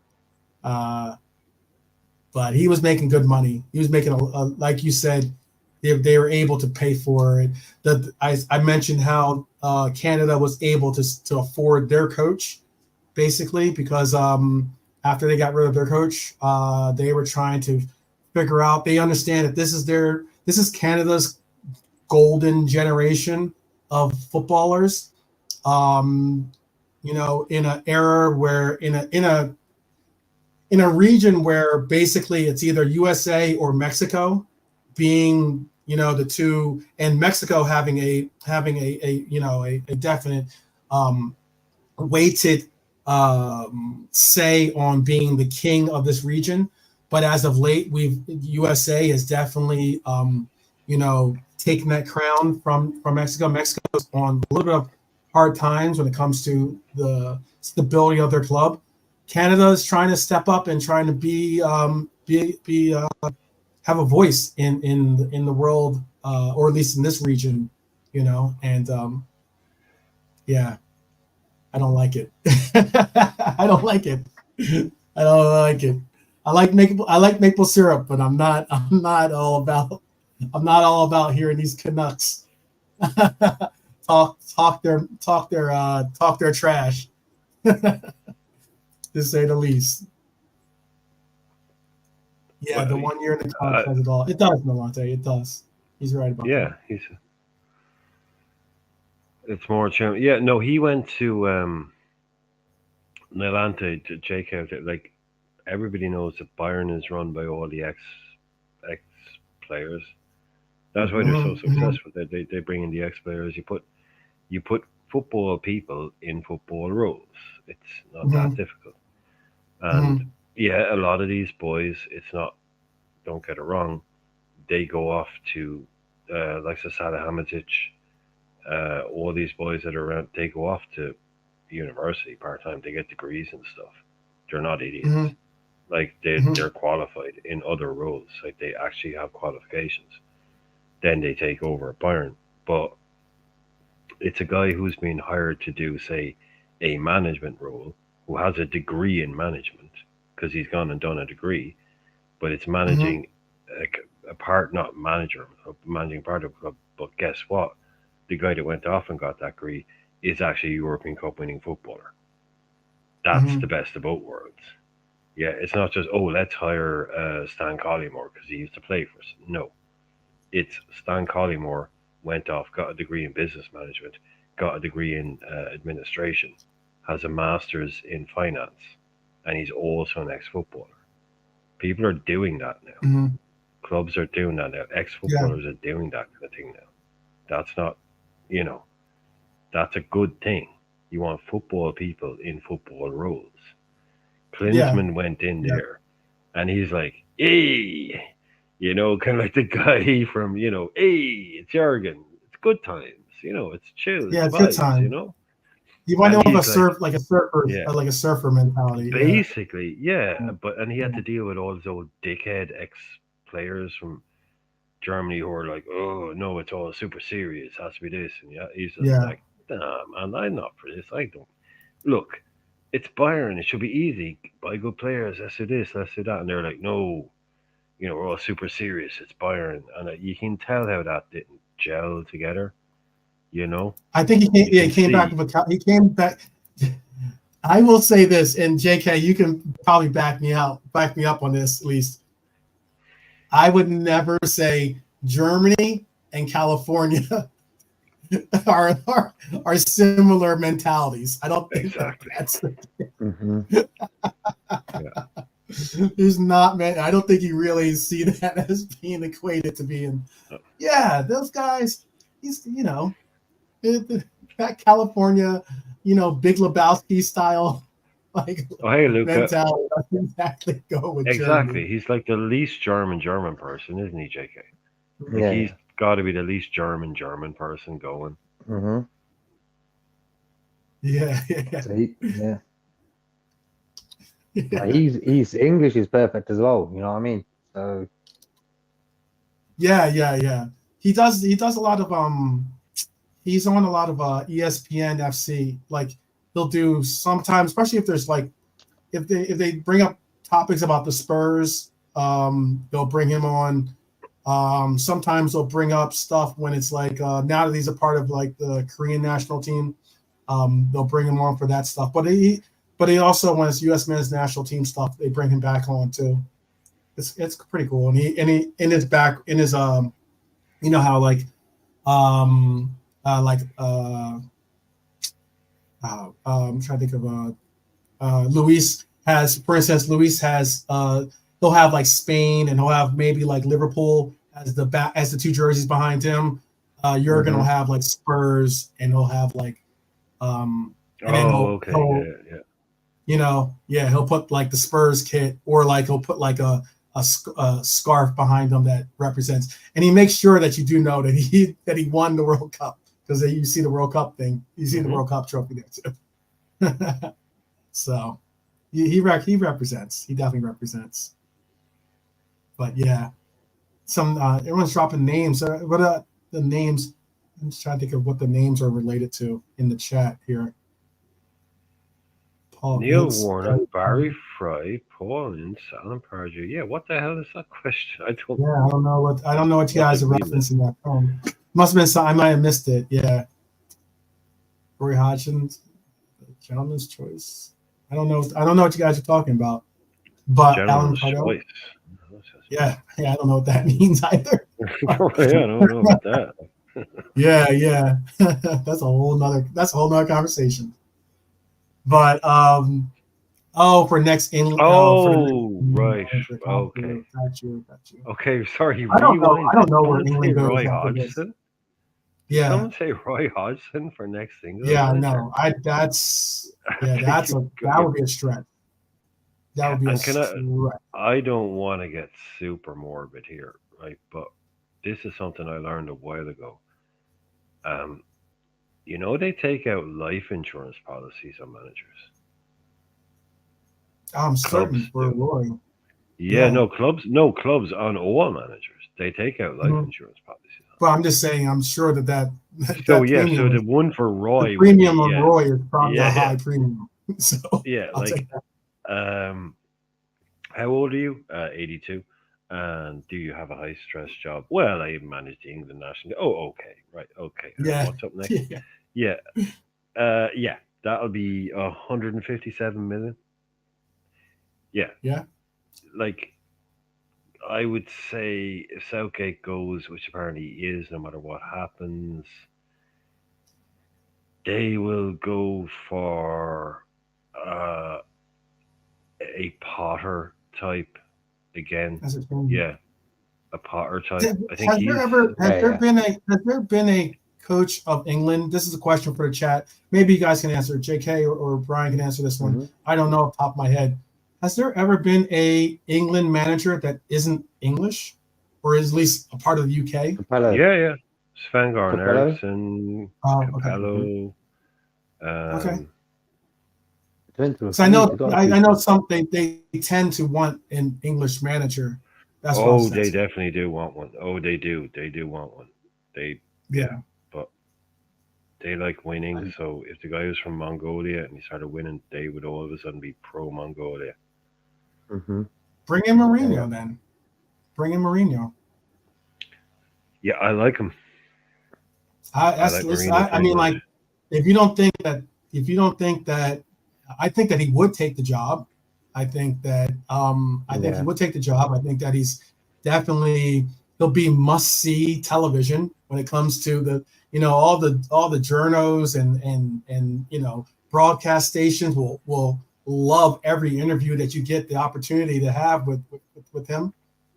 He's the coach that we were contemplating bringing in, honestly, and I would have been on board for that. But I just don't know if he would have. I don't know if he would have related to the young talent that's on U.S. men's national team the way I think the egos and the names that are associated with England, I think would have been a little bit closer of a mesh with him being able to take on. I don't know if he would have. I don't know if like the players probably would have like wouldn't have been able to shine or express themselves too much with Mourinho, in my opinion. But he is, yes, I know he's going to Turkey though. I know, I get that. Proven winner for sure. Yeah, he's the kind of guy where, yeah, he's gone to Fener, straight away. But JK,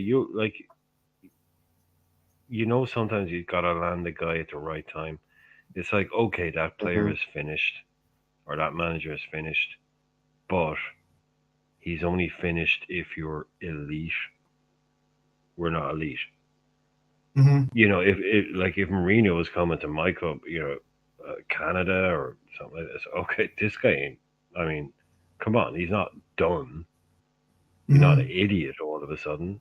I mean, oh, so are you saying that if you take on a national team, if he went to Portugal, don't tell me Mourinho doesn't win stuff for Portugal.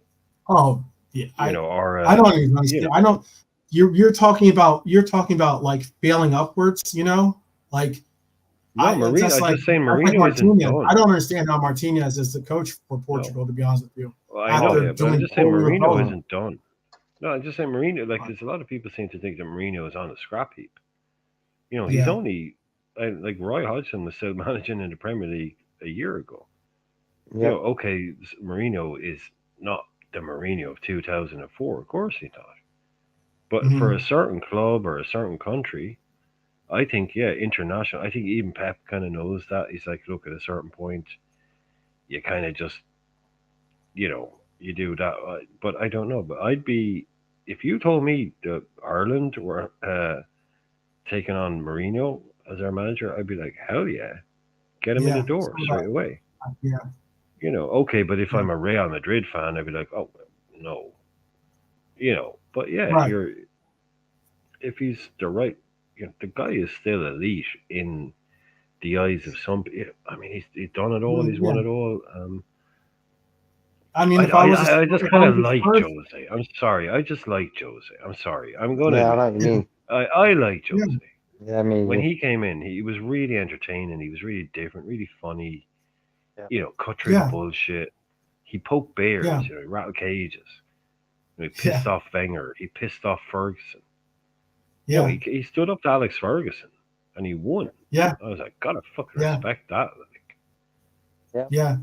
And he looked good doing it. As they say, he looked good doing it. That helped. Yeah. Charisma. There's nothing wrong with charisma. Man has charisma. Man had it. And the thing is, I think he always wanted to manage Liverpool as well. Always had this feeling he wanted. Yeah, he did. He did. Would you have taken him? Would you? If I don't know if I would have. I don't know if I would have taken him for this project, which is like I don't know if I would have taken him for being like the Arne Slot project that's about to happen, like the replacing. Like coming, being the next manager after Klopp. I don't know if I would have taken him for that, but if hypothetically, if Klopp had not chosen, or if it was either Brendan Rodgers or Jose, I'm taking Jose. I've never really been a Brendan Rodgers fan, to be honest. Do you know what I saw actually a few shouts for, which would never happen, obviously. I know this now, but I saw a few shouts for it, and I kind of like it if it worked, which was Jose for a year, and then Alonso comes in, if Alonso stays at Leverkusen. So it was kind of like, if you just need someone to kind of, do it for a season. Hold it down. And then Alonso comes in, I'd be all for that. Yeah. I'd be all for that. Yeah. Hey, that's Gene. Jose ringing. He'll be all for that. If you had a choice now between Jose or Arnie, who are you taking? Yeah. Gary Neville. Are we digging low? Don't be crazy. Gary Neville, what's he ever done? Rooney? Yeah, that's digging low. Then again, it wouldn't be the first time you see a manager. But I think people are rewriting history to say that Jose did nothing. what did Gary Neville or Wayne Rooney ever do that's comparable to Jose Mourinho? You're comparing apples with oranges there, Haylor. Like, those are two. Mm-hmm. Gary Neville had one failed stint. You're talking about a guy who won. Look at what Jose Mourinho did at Inter Milan. Mm-hmm. He went there and he won it. He went there and he won a double, right? He won a league and a cup. He went there and won a double, and then the following season, he won a treble. So that guy, I mean, to even put him in the same sentence as Rooney or Gary Neville is great. Like, this is what, like, we're talking about. We often talk about on this channel about rewriting history. Like, don't forget what Jose did. Mm-hmm. Yeah. Yeah, Luca, we spoke on it earlier, but yeah, we're all very much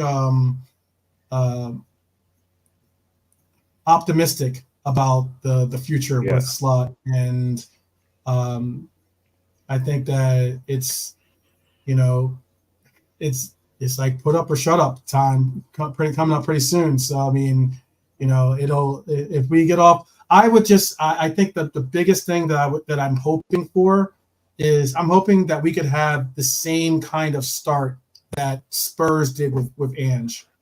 If we could have that kind of start, in that we have like a really solid run, you know, have a team that doesn't have any like not shuffling around players to make up for injuries or anything like that. Just playing well, have really adjusted and adopted the system that he brings, and we're firing on all cylinders. I would hope that we can do that, and then in the second half of the season, I'm hoping that our veterans have enough in the tank this time around to make it through to the end. That's what I would hope for. But that's just my personal opinion. Yeah, you know what? Maybe Jurgen Klopp for England. That'd be interesting. Of course they want to. Of course they want to. I'm sure they would. That would be a shout. That would be a definite shout. It would be very telling if he were to take that gig and not go to Germany. I think he would sooner go to Germany than go to as a national team. But you never know. You never know. No worries, Luca. No worries. Yeah. No worries. Definitely. And is anyone else got any comments before we bounce out of here? Because we're at the 3-hour mark. But yes, it's always good to see everyone in the chat. Always fun. It's finally Friday, so you guys get to enjoy. I hope that you guys all have an incredible weekend. A lot of football to watch now that we have both Copa and Euros going. So a lot of football to indulge in. Some great venues, by the way, to watch these games in. Last night's game was in Atlanta, where the Atlanta Falcons play, Mercedes-Benz Stadium. That stadium's awesome, by the way. Incredible stadium. About close, well over 70,000 in attendance, and well over 70,000 seats at least. But it's kind of cool because like there's a part of it, if you get if you buy it's a special ticket, but like I think it's similar to Dallas, where you can go downstairs and you'll be in the tunnel that leads out to it obviously has walls. You're not in the actual tunnel, but you can there's glass and you can go up and watch and see the players walk out onto the pitch. Pretty cool. It's very, very, very cool. When you say cool, I can imagine. Do you mean expensive? Is it? Yeah, exactly. Yeah. I don't think those are the cheap cool. Yeah. I think you mean cool $5,000. There's definitely no.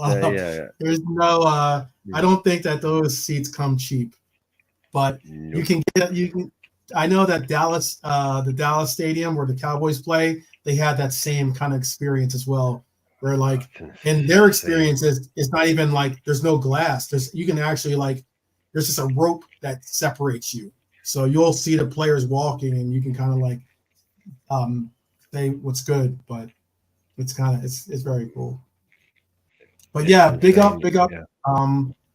Big up to the panel. Appreciate JK. Appreciate you showing some love and hopping into the panel here. Is there anything that you wanted to say to people before we bounce out? I just hope everyone's well, and hope Daryl's okay as well. Yeah, certainly. Yeah. Best wishes to him, and yeah, enjoy the football that's coming. Yeah. Irishman, do you have anything that you want to say? And thank you for joining today. But I know you're dealing with internet issues and such, but glad you got it worked out. So is there anything you want to say to the people before they start their weekends and go on to their final destinations? No, I wanted to keep it nice, but I can't now because Jacob. Look, anybody out there, if you're in trouble, just talk to people. Yeah. Just speak. Yeah, absolutely. Just talk to somebody. Yeah. So good night. Have a great weekend. Have a wonderful time. But yeah, anybody out there, just look out for your mates. Look out for your friends. Just talk. Just reach out. Do whatever you need to do, but don't be alone and don't be just don't be a fucking statistic, for fuck's sake. Yeah.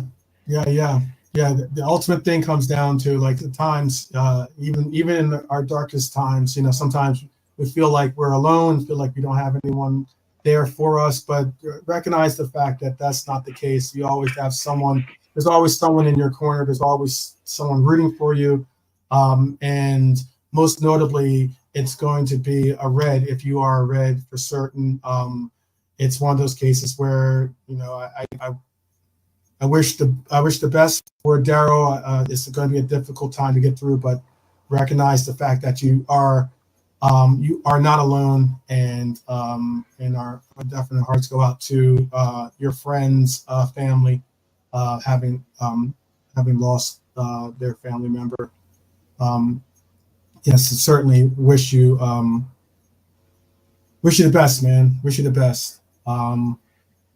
And as always, I do say, take care of yourselves physically. Always, as we were just speaking on, please do keep a diligent mind's eye on your mental health as well. It's very important.